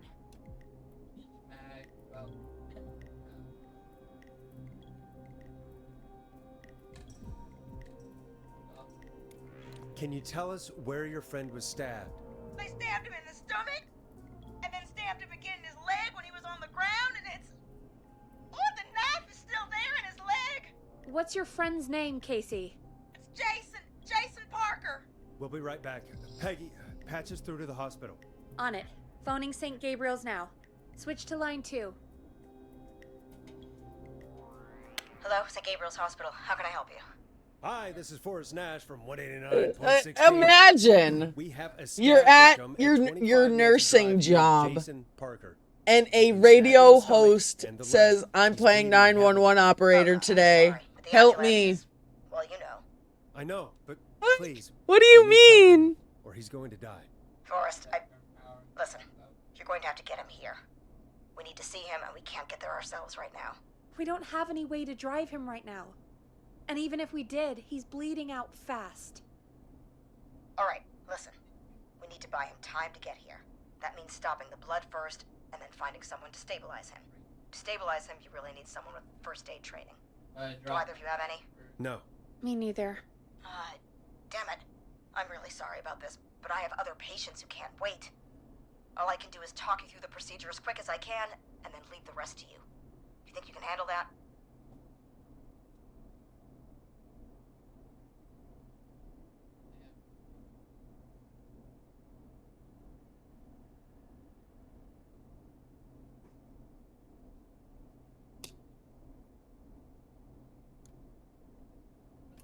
Hit me. I'm sure we can handle it. Okay. Gotta do what you gotta do. If he's bleeding out, then you need to get him comfortable and try to stem the bleeding. Lay him down. Apply continuous pressure directly to the affected areas. When the bleeding slows, get a clean cloth of some kind and hold it over the wounds. Get them comfortable. Apply pressure. Clean cloths when slowed. Got it. I think. You said he was stabbed, right? If If the object he was stabbed with is still in him, Don't take it out. take it out. It's stopping the worst of the bleeding right now. If anything, you should secure it so it stays where it is. I wouldn't have thought of that. It makes sense, though. God, that was a lot of info. But I think we can handle this. Glad you got it so far, because there's more to go. All right. I'm still with you, Doc. What else do we need to know? If he's lost a lot of blood, he may enter shock. Says If he does, act okay. fast. If you applied a cloth and it's bleeding through, don't remove it. Just apply another on top of it. If it's safe, elevate his legs to get blood circulating to his vital organs. Try to keep him warm. Get him to rest and reassure him. We need the patient to stay calm. All right. Don't replace bandages. Elevate his legs. Keep him warm and calm. This is a lot. I'm really sorry. That's as much as I can give you right now. Try to stop the bleeding. Find someone to get him stabilized and get him here as quick as you can. Good luck. All right, Forrest. Casey's still on line 1.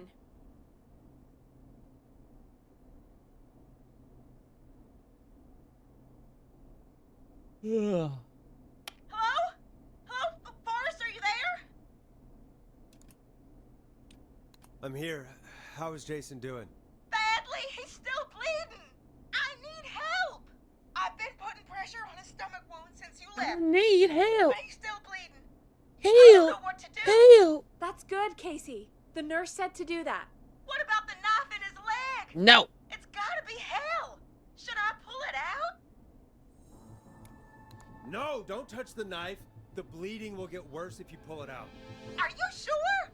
I'm sorry. I'm gonna stop making suggestions. No, don't worry, Casey. We're a team here. We're all going to get Jason through this. Casey, is his leg wound bleeding right now? I hate looking at that knife. Yeah. It's bleeding. His stomach is worse, though. I think we need to secure the knife so it doesn't move around. Do you have anything you can tie around it? Yeah. There's some laundry piled up on top of the dryer, some cloths on the hood of the car, and what else? I guess I've got my jacket. Take the cleaning rags and hold them over the wound. I really hope these are clean. Here we go. I'm sorry, Jason. It's secure. I'm putting pressure on his stomach again. I'm starting to think we might make it. Forrest, can I have a word? Casey, I'm gonna have a quick word with Peggy. Keep putting that pressure on and let us know when the bleeding is under control. You're doing great. But what if something happens? We'll still be here. Just shout if you need anything, and we'll be there. I promise. Okay. I'll wait. Jason, please be okay. What's up, Peggy? We can't stay on the line with her all night. Dawn is still out there. What if other people need us? You're right. She's probably on her way to her next target right now. Exactly. And you heard the nurse. Dun, dun, We dun. need someone there with training who can stabilize him. He's got to get to the hospital somehow. Any suggestions, Peggy? I might. A little before you started working here, KFAM did a mandatory first aid training course. Me and Karen missed it because we were away on a producer getaway. You skipped it, didn't you? Never mind. So, how does KFAM's first aid course help us? Casey said they're at 25 Nancy Drive, right? Yeah? Why? They put up a bunch of cheap houses around there about 10 years ago. So a bunch of people here at the station live around there. Do you think any of them could help Casey and Jason? Probably, but I don't know who lives there. And since I missed the training day, I don't know who knows first aid. Could you call them and ask? I don't know everybody's numbers. I've only ever called Karen. Everybody's personnel info is probably in Reggie's office. Got it. I'll look through their files in Reggie's office. It's a life or death situation. I'm sure they won't mind. Right. But there are a couple of problems with that. Like what? It's sensitive information, so Reggie probably locked it in his safe. Great. Great. Do you have any idea what the combo for the safe could be? Not a clue. Reggie's a serial note taker, though. Maybe something in his office will give it away.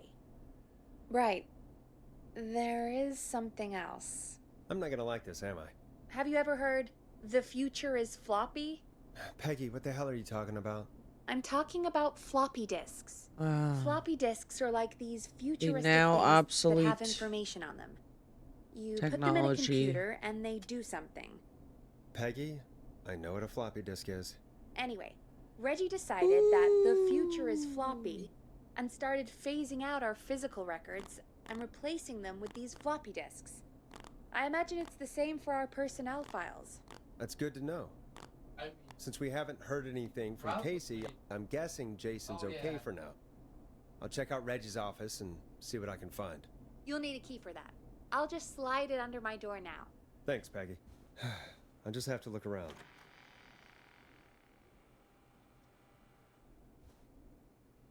Good. I'll patch my mic down to the office, so you'll hear me over the intercom.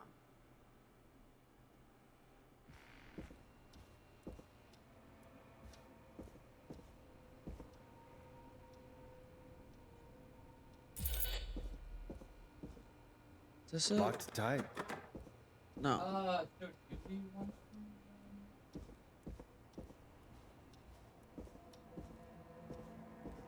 Well, he's been fine. Never gone together.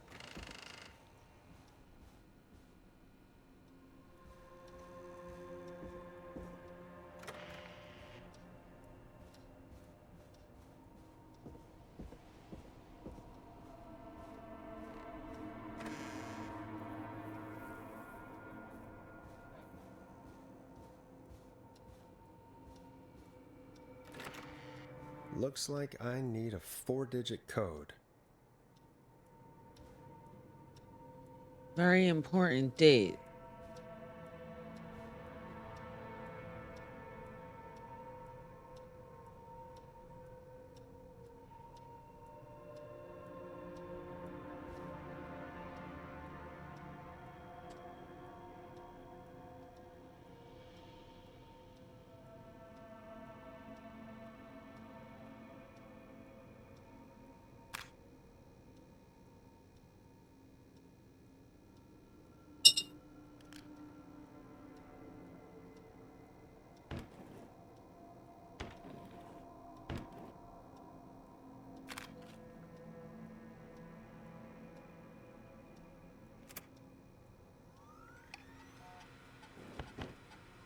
Could this be it?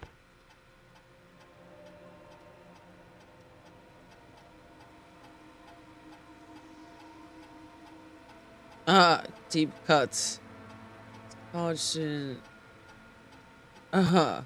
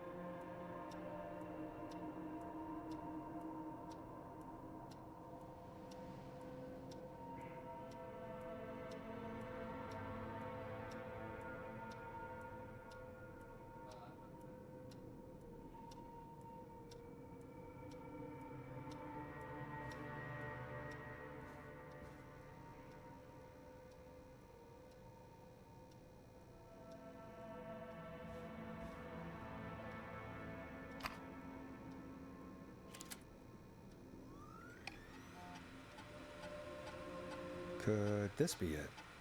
Uh-huh. Takes place on 11/07, very important date.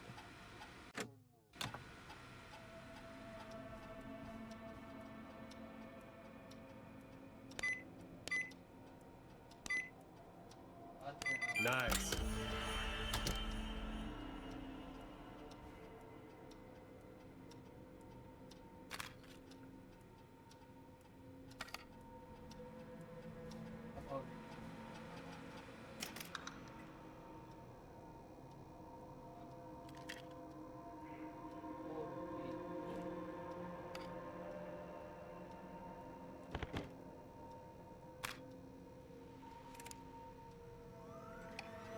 Get a load of this, Peggy. Apparently, I'm a lone wolf type.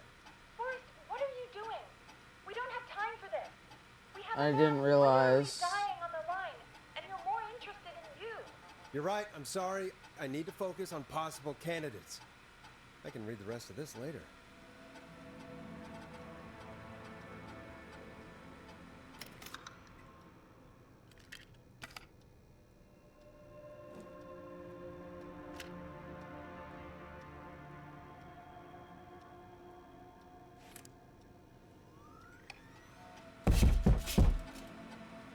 What the fuck was that?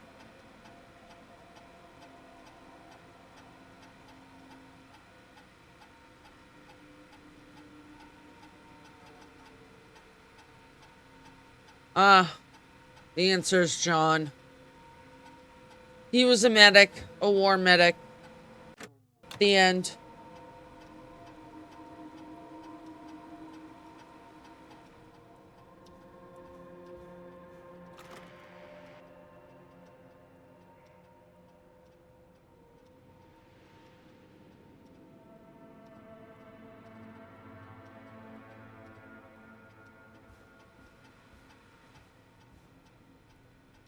Hey, Peggy, you there?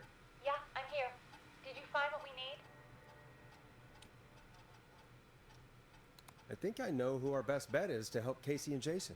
All right, good work. Who should I... Hello? Is anybody there? Please pick up. Casey, I'm here. What's wrong? Jason started going pale. I tried to get him to rest, but he just threw up everywhere. What's happening? What do I do? God, it sounds like he's going into shock. Casey, just stay calm. It's going to be okay. But the bleeding seemed to slow down. Did I mess up? Jason, I'm sorry. Casey, calm down. You've done everything right. I need you to listen to me, okay? For Jason. What did the nurse say to do about shock?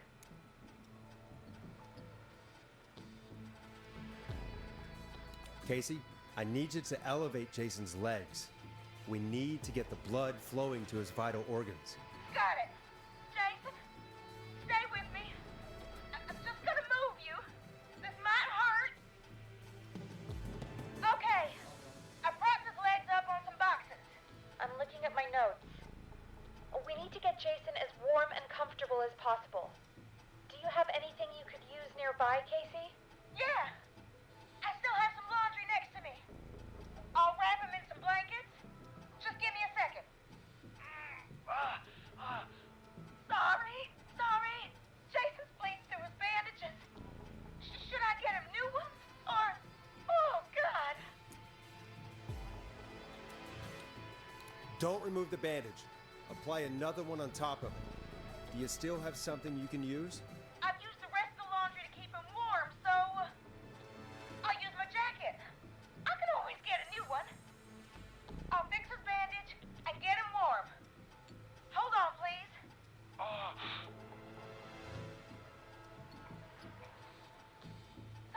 Sorry. I'm done. You're gonna be okay, Jason.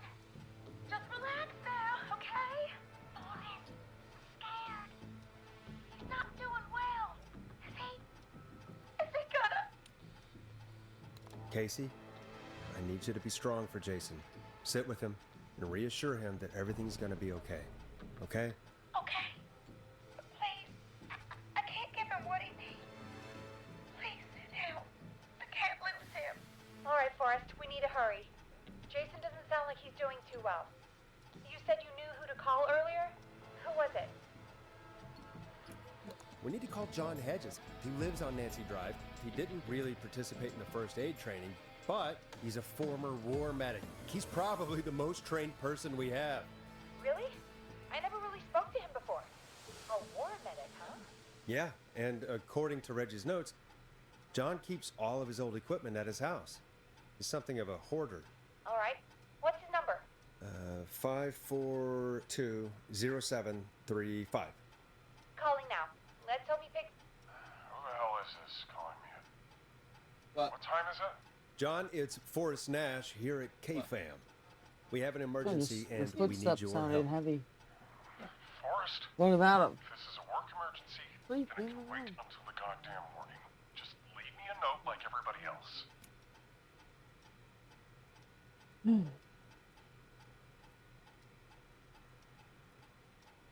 A man has been stabbed by the Whistling Man, or... Never mind. I know. He's lost a lot of blood, and he's passed out. We need you to help him. The Whistling Man? What kind of joke is this? John, we're not kidding. A man is gonna die if we don't help him right now. Seriously? Wait I till haven't the been called on for over 10 40? years. Where's the patient?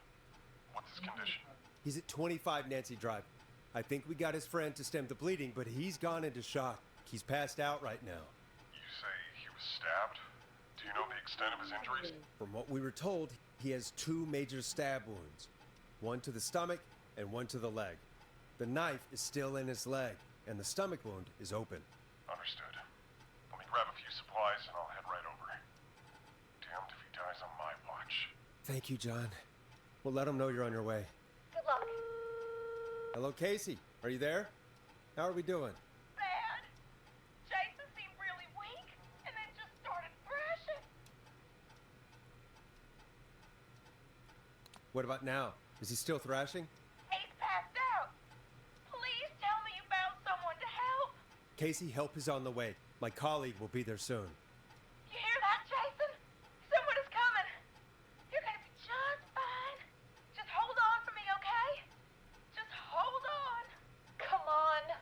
Hello, Casey. This is John Hedges. I'm here about Jason. Please let me in. I'm guessing that's Jason there. Casey, I'm gonna need your help. Forrest, Peggy, don't you two worry. We've got this from here. Okay. Forrest, we'll call you back later. I have to go now. Good luck, everyone. God, I hope he's gonna be all right. And with that, the show moves on. We're sending our best wishes to Jason. Well, after all that excitement, I think we could use some music. Come back upstairs when you're ready.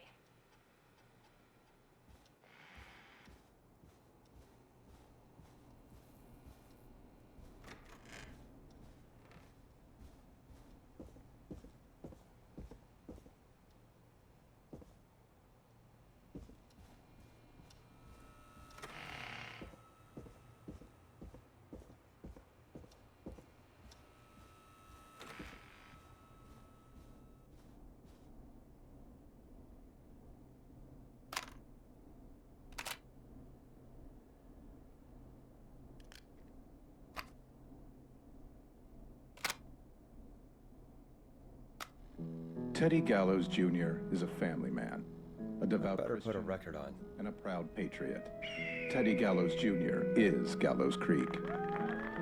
Like his father and all his fathers before him, Teddy Gallows Jr. has worked hard to create jobs, improve infrastructure, and make Gallows Creek a good place to raise a family. Unlike current mayor Linda Dead air is a crime, Teddy Gallows Forrest. Jr. lives in Gallows Creek. Oh. He's our neighbor.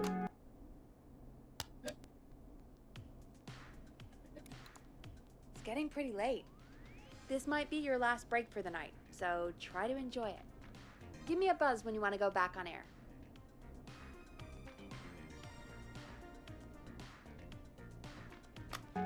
And he stands with our neighbors, like Sheriff Matthews, who, after years of keeping the peace, Mayor Cartwright is trying to force into early retirement. Teddy Gallows Jr. doesn't believe in keeping a good man out of a job. Teddy Gallows Jr. believes in the American dream. Does Linda Cartwright? Help Teddy Gallows Jr. keep Gallows Creek a good American town. Help him become mayor. Take a swing for Gallows Creek. Vote for Teddy Gallows Jr. My name is Teddy Gallows Jr., and I approve this message.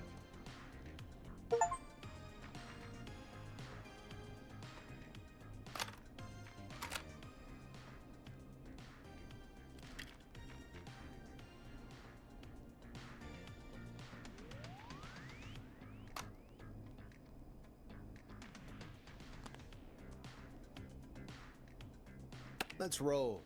You got it. We've got another call coming through, too.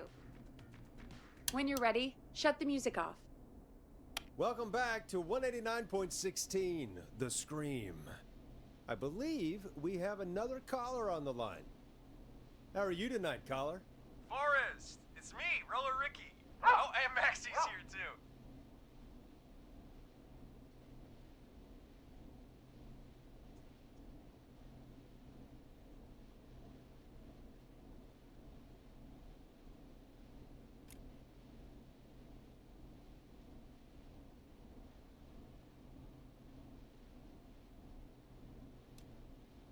Good to hear from you again. How are you both doing? Oh, we're good, man, thanks to you. You're like our guardian angel. That wouldn't be a bad look for you, Forrest. A little White Wing Halo number?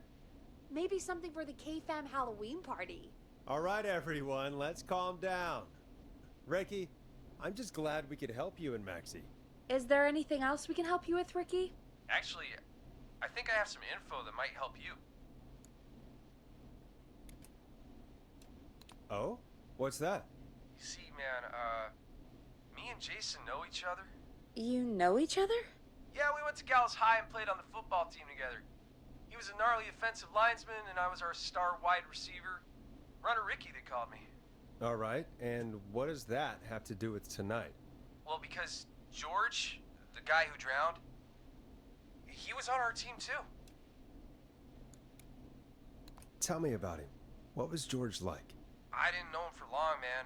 Sad to say. We had our first team party on the night he drowned. He seemed like such a good dude. Ricky, were you there when George drowned? No, man. Once the party turned, I beat feet out of there. Man, I remember George and his girl there. There was a whole lot of love, man. I could see it, you know?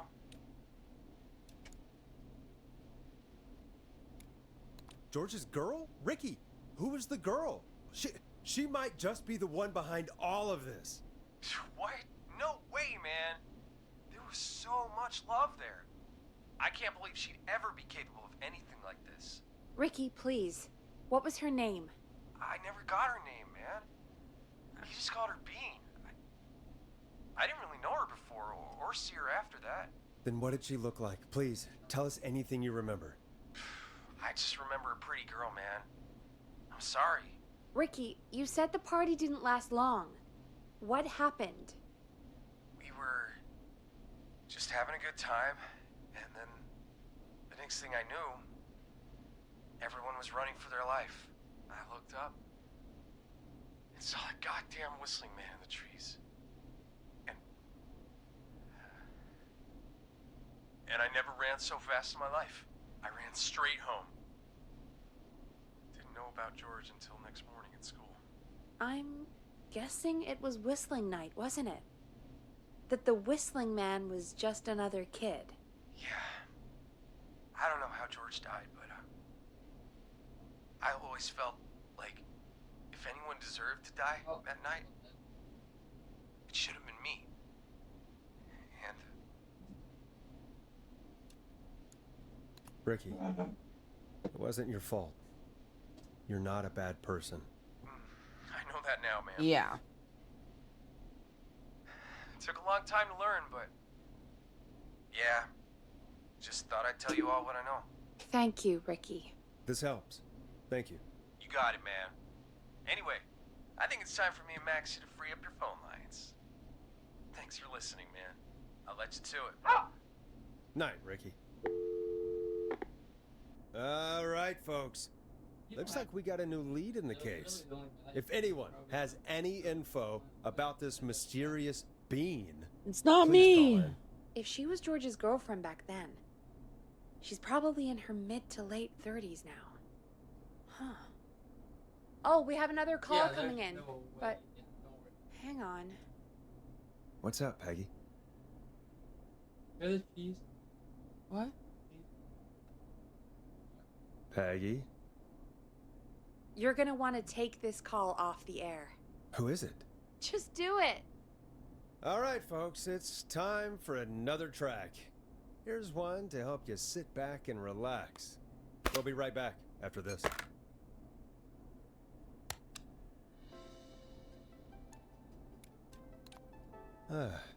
I hope this is good news, Peggy. Who have we got? Find out for yourself on line 1. Hello? Forrest, I'm glad I got back through to you. Sounds like it's been a busy night, Yeah. Surprise! It's Leslie, our 911 operator, leading the charge from Henderson to come save us. It's so good to hear from you. Are you okay? We're doing okay. Sarah and I are both happy to be headed back home. We're happy to have you too. Wait, Sarah? Oh, yeah, I mean Deputy Martinez.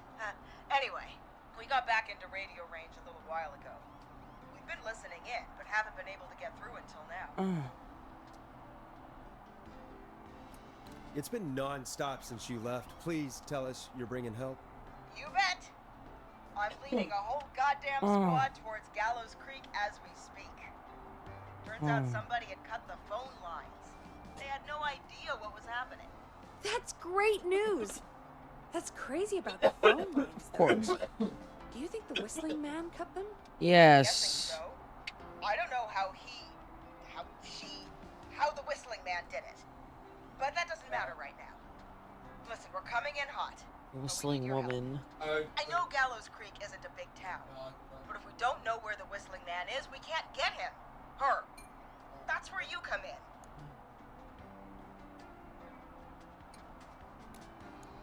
You can count on us. What do you need?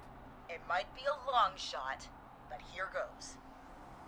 The Whistling Man already called up a few times. I bet she calls again. We're still a little ways out of town, so if she calls, stall her. Buy as much time as you can for us to get in. And while you're talking to her, try to figure out where she is. We'll be listening in, so once her location is known, we'll head straight there and end this nightmare.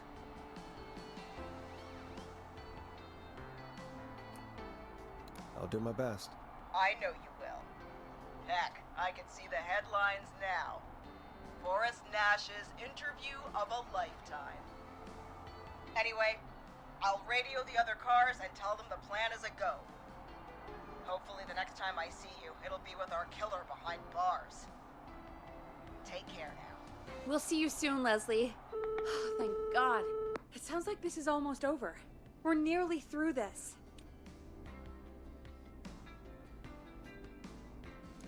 I hope you're right. The sooner this is over, the better. I am right. Trust me.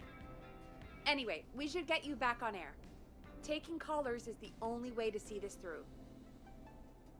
Okay, Forrest, shut the music off. Bringing you back live now.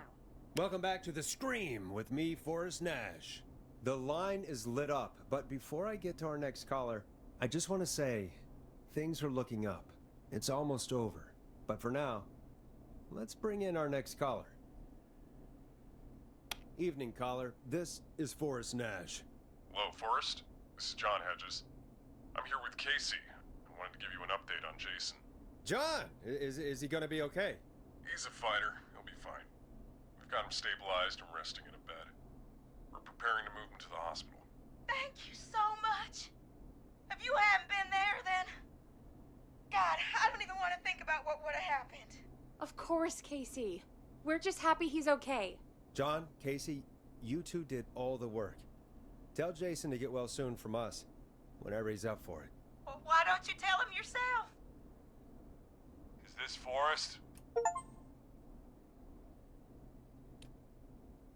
Jason! We meet at last. It's good to hear you, Jason. How are you? Oh, well, you know. I've got a hole in my stomach, and there's a knife in my leg, but John gave me something to take the edge off.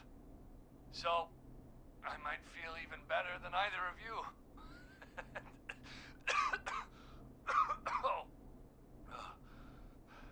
Take it easy until you get to St. Gabriel's. I will. But, before that, I needed to call you. I'm guessing the Whistling Man is still out there? Yep. As far as we know, anyway.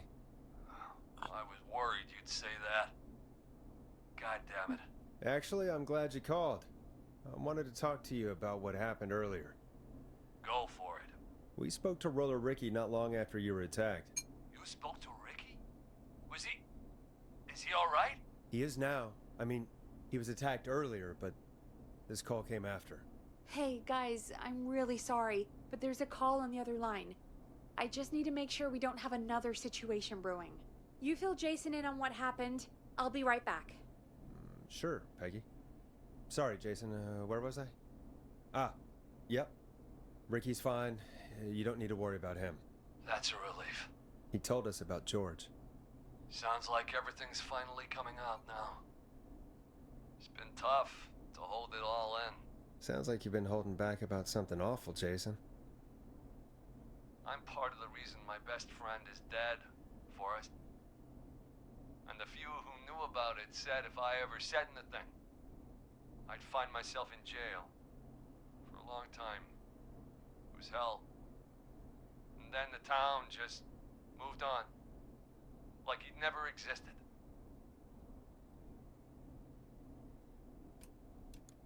What happened that night? I went along with the stupid prank, that's what. Whistling night. Some of the guys on the football team had an idea for a way we could haze the newcomers.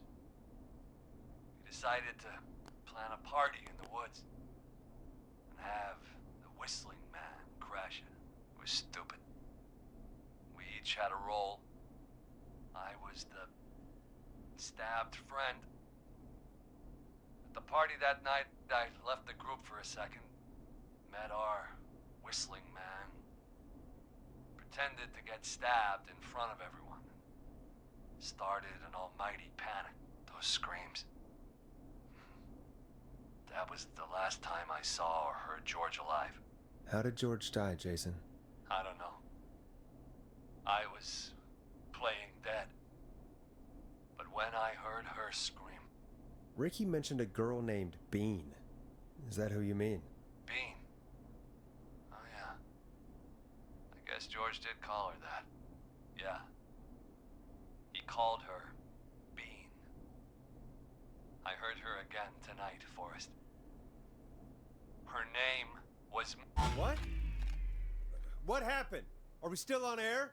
No, we're not. Seems like the power is completely gone. How do we get it back on? I don't, we can use the emergency generator down in the basement. Reggie picked it up a while ago in case we ever needed to do an emergency broadcast. An emergency broadcast? Emergency? You know, nuclear war, alien attack, broadcasting a serial killer's location to the cops so we can end this nightmare.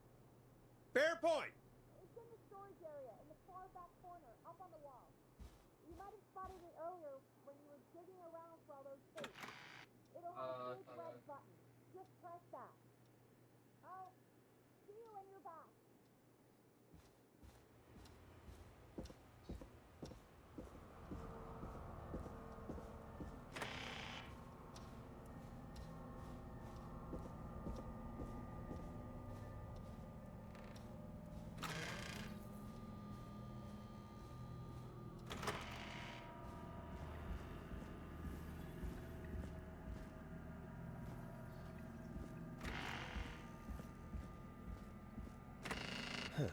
Far back corner. Why is this station so big?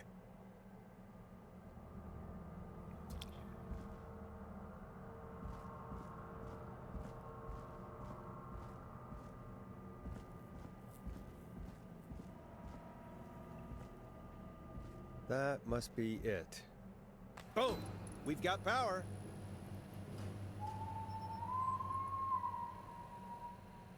The Whistling Man. I need to warn Peggy.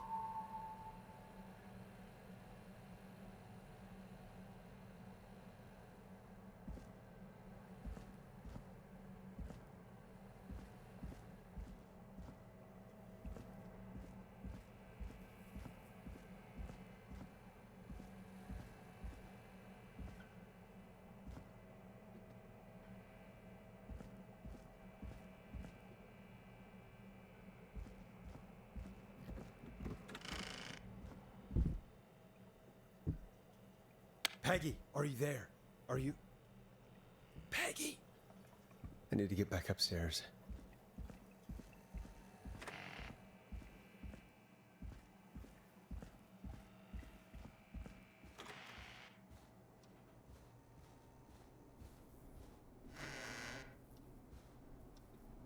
What the hell?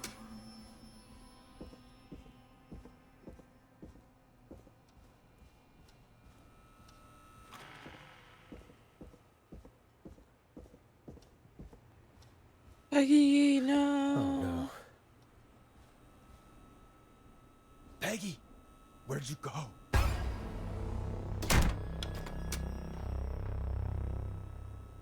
No way. This can't be happening.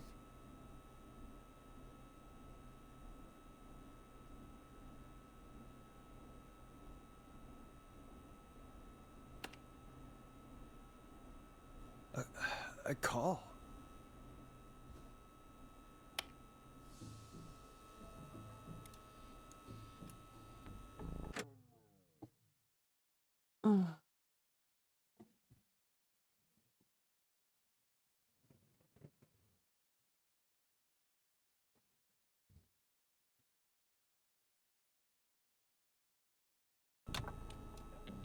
Where's Peggy, Don?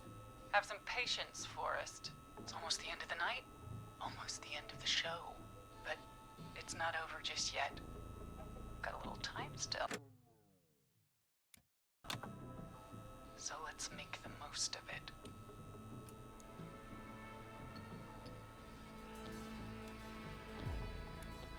All right, let's.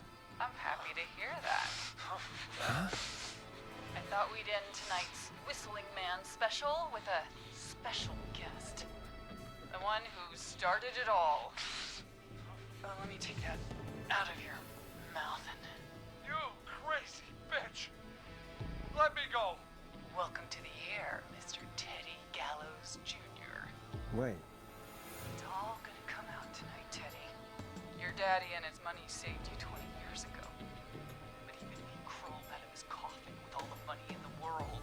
Wait, where the hell is Teddy? How are you talking to him if you're here with me? Because I'm not there with you, Forrest. I'm here with Teddy. And if he says where that is, well, he knows There's how to get it. two of them. Wait, then who am I looking at? Forrest Nash, let me introduce you and all of Gallows Creek to my boy, Henry Barrow.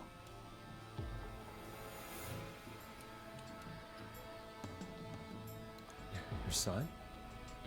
You mean you... Wait, that he... Yes, Forrest. He and I had a son. So there were two Whistling Men tonight. Of course. That explains how you were always able to get around town so quickly. Why And some said it was a that's how woman, you some escaped said the it was a secret man. archives in the newspaper office.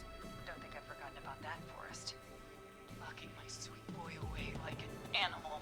And Murphy, he was right, wasn't he? He did fight a man. He did. I taught my boy to never run away from a fight. Hang on. Did you say Barrow? Then are you? Let me just get this mask off. Damn uncomfortable thing. No wonder Mooney went crazy wearing this. There we go. Marie Campbell? George's old girl. Oh. Well, it sure has been years since I last saw. Oh, God damn it. I'd be quiet if I were you, Teddy. But I'd listen to Forrest. Everyone's gonna know now what Teddy did. He killed George that night. This night. 20 years ago. Listen to me. You... You're gonna talk when I talk to you. And not a moment before. Meanwhile, Forrest, I'm gonna give you the chance to talk. You're gonna help me reveal what really happened to George all those years ago. Okay, Marie. I'll do it. Good. Then let's talk about the night George was murdered. Murdered? Listen,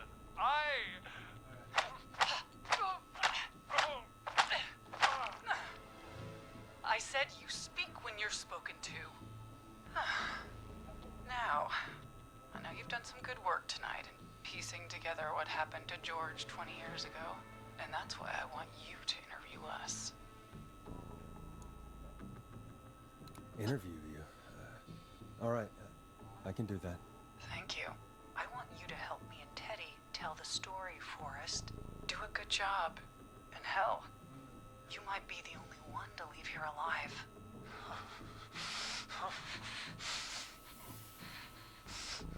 I need to drag this out.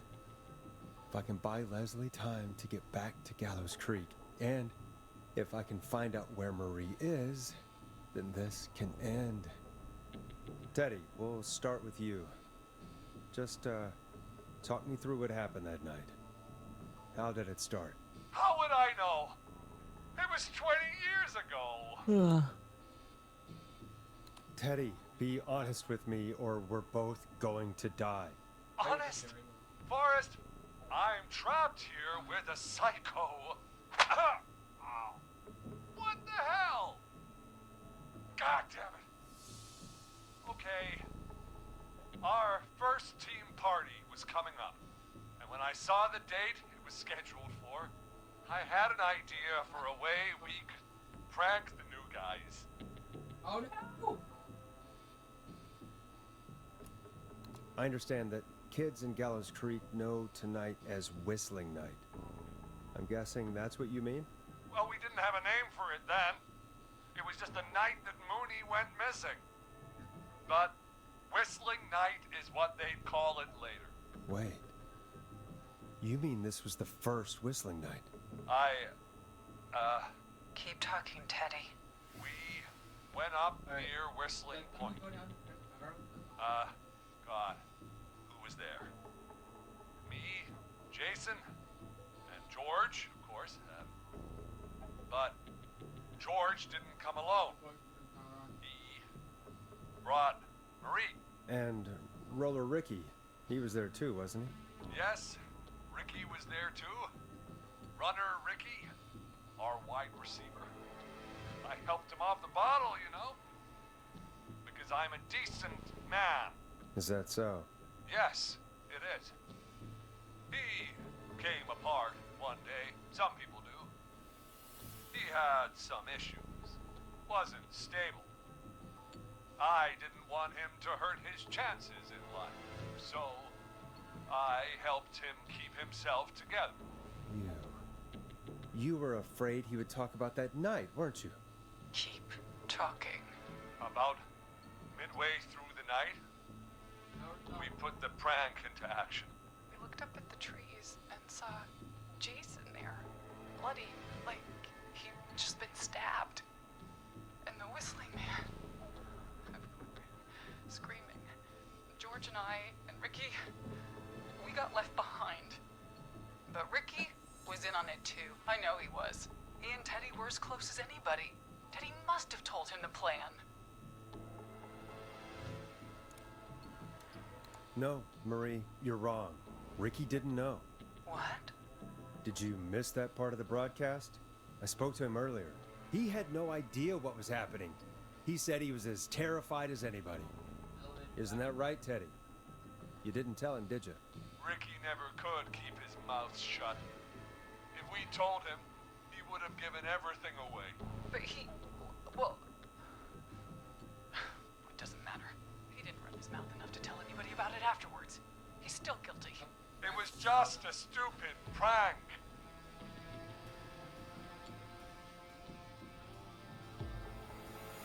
He literally didn't know until he got to school the next day. How is he?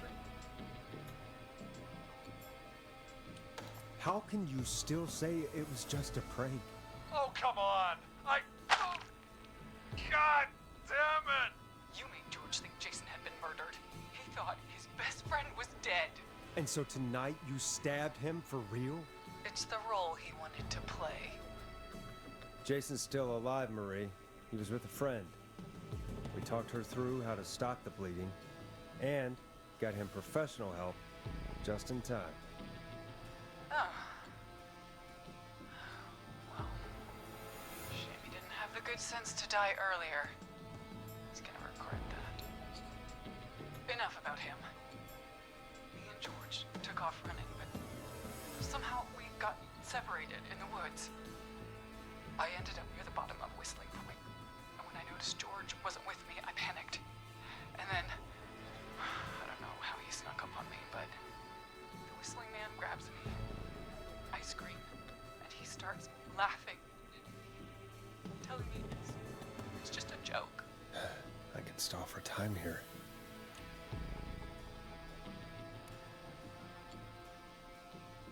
How did you feel in that moment? I felt like nothing was real. I felt small and confused and...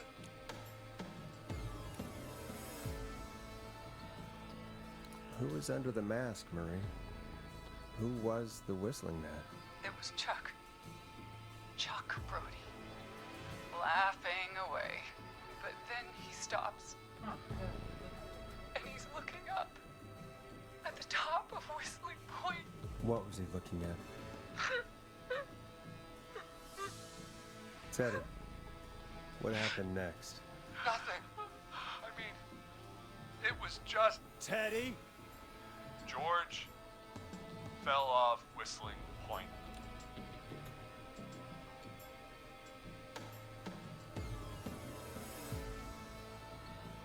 How do you know what happened? I saw it. You pushed him. You were up there. You were dressed as the Whistling Man too, and... I didn't push him, God damn it! I just chased him up there, and he kept backing up. When I saw he was about to go over, I reached out. That's what you saw. You liar! It's not my fault. He didn't know it was a joke. If he'd had any brains, he would have realized. Ugh. You bitch. No one's going to believe this. After all you did. Oh. If she's lying, why the cover-up? My future was at stake, Nash. You know what it's like. People like us are bred for bigger things. I'm going to be the mayor of this town, Forrest. And then governor. And then, who knows? What happened that night was tragic. It should never have happened. But it was a mistake. It was just a stupid joke gone wrong. So my father sent Clive out to clean it up. Why should a blip ruin my future? George was a blip? He wasn't a blip, Marie. Like a mark. His father covered it up from there. I searched for George's body all night, but Sandra found him the next morning while out jazz running. she found him in the river, but she lied about that to protect Teddy. She said something about her rent going up, unless she... Teddy, did your father own Sandra Sharp's dance studio? It's Gallows Creek, not Sharp Creek.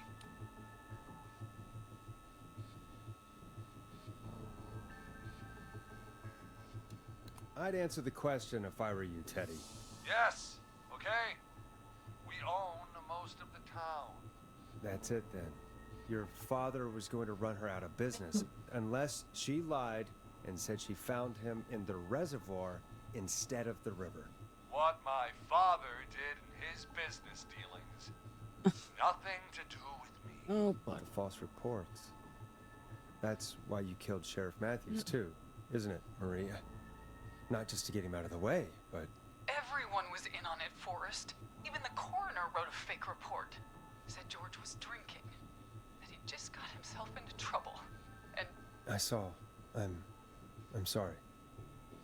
For all it's worth, Virginia didn't have much of a choice. She had a sick sister whose treatments she couldn't afford. She played along with the gallows to save her sister's life. And her own. even still, she should have told the truth. I did my part. I tried everything I could think of. I even went to the newspaper, but no. That coward killed the story. We'll take care of Maurice Russell later. You've been through hell, Marie. I'm sorry. You've got no idea.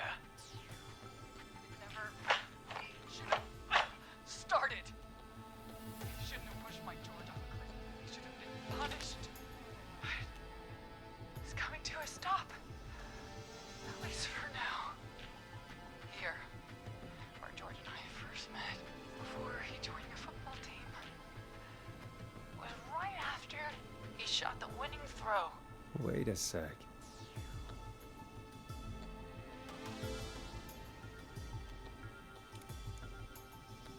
You're at Gallows Creek High, in the gymnasium. That's right, Forrest. Not that it matters, but yes, we're here. Anyway, I think that about wraps up the interview with Teddy. So... Marie? Where? Oh my god. Peggy! Teddy? You gotta help me. Quiet. You'll talk more later.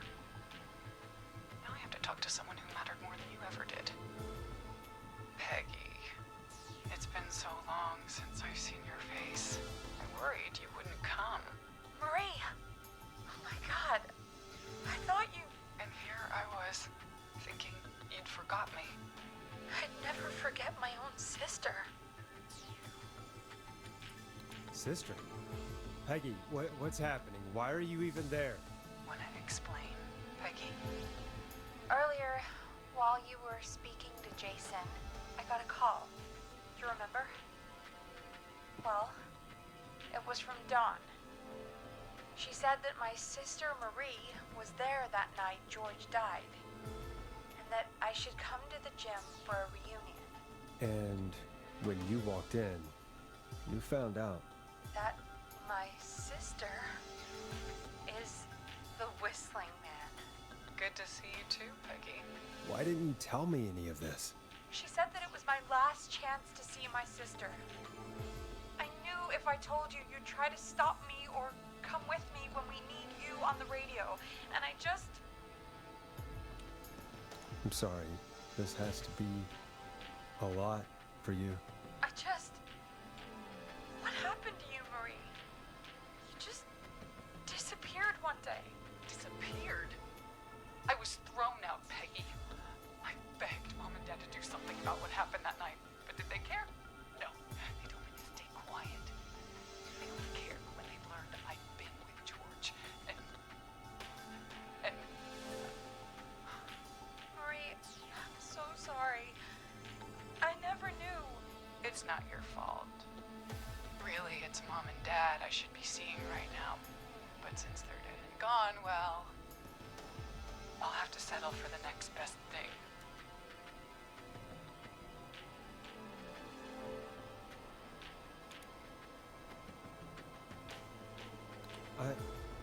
Wait. Is that why you went after that kid in the maze? Eugene Stein? Because his parents? That's right. Eugene's parents were there that night too. But they got themselves killed in a bus accident. And since only their child was left... Marie, please. Mom and Dad are gone, Peggy. Besides, you forgot me. Just like the rest. Marie, Peggy never forgot about you. Keep your mouth shut. She kept a card from you. She kept it here on her desk. What card? The card you made me for my 8th birthday. What does it say then? Happy birthday, Peg. Now you're great and 8. Love, M.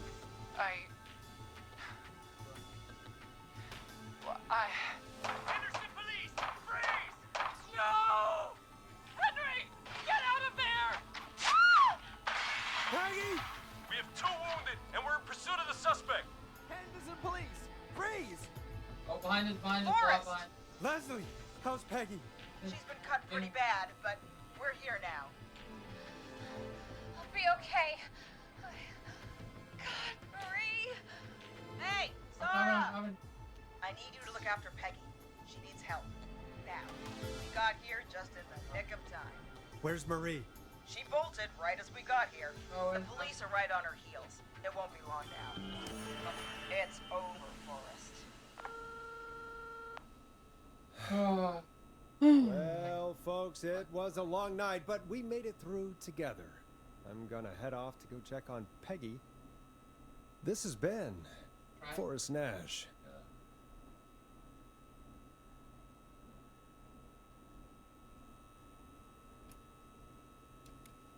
And it's been a scream.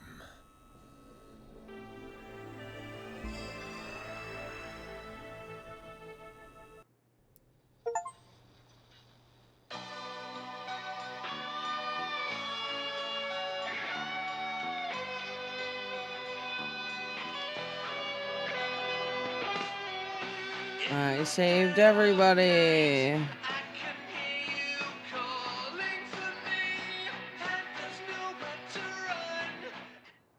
Officer Trout, come in. One suspect is in custody. We've trailed the other suspect into the nearby woods.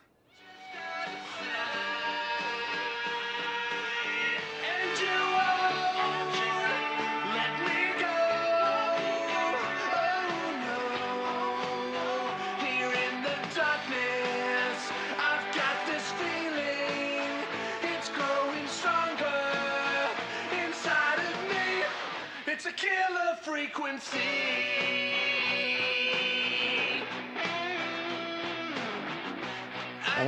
That's something.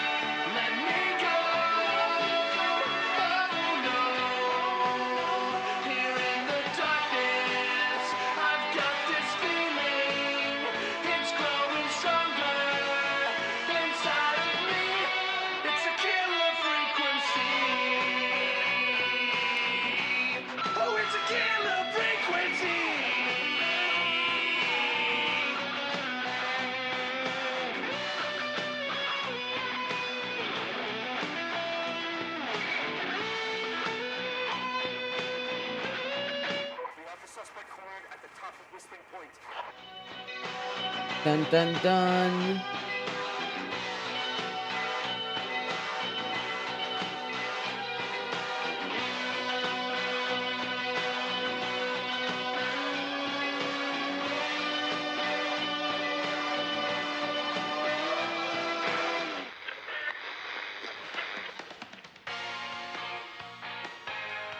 Stop! Put your hands in the air!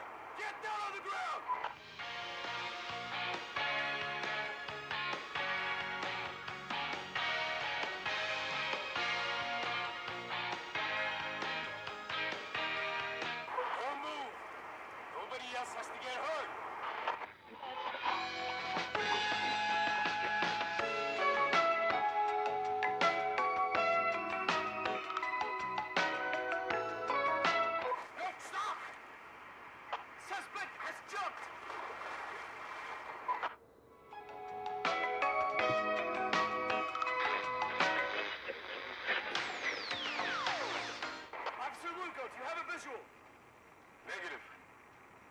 suspect anywhere.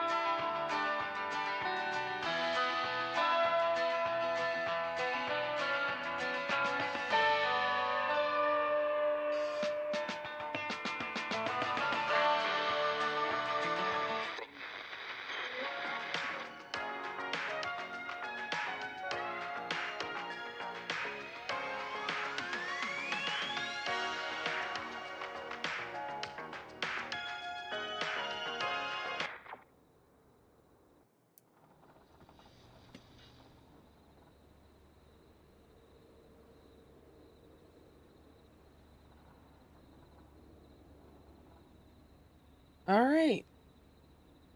Well, that is it, everybody. I will, I will be back when I feel like being back. So, no stream schedule for November, and we'll be back to the schedule in December. I might stream in November, but thank you all so much for hanging out and watching, and I hope you enjoyed Killer Frequency.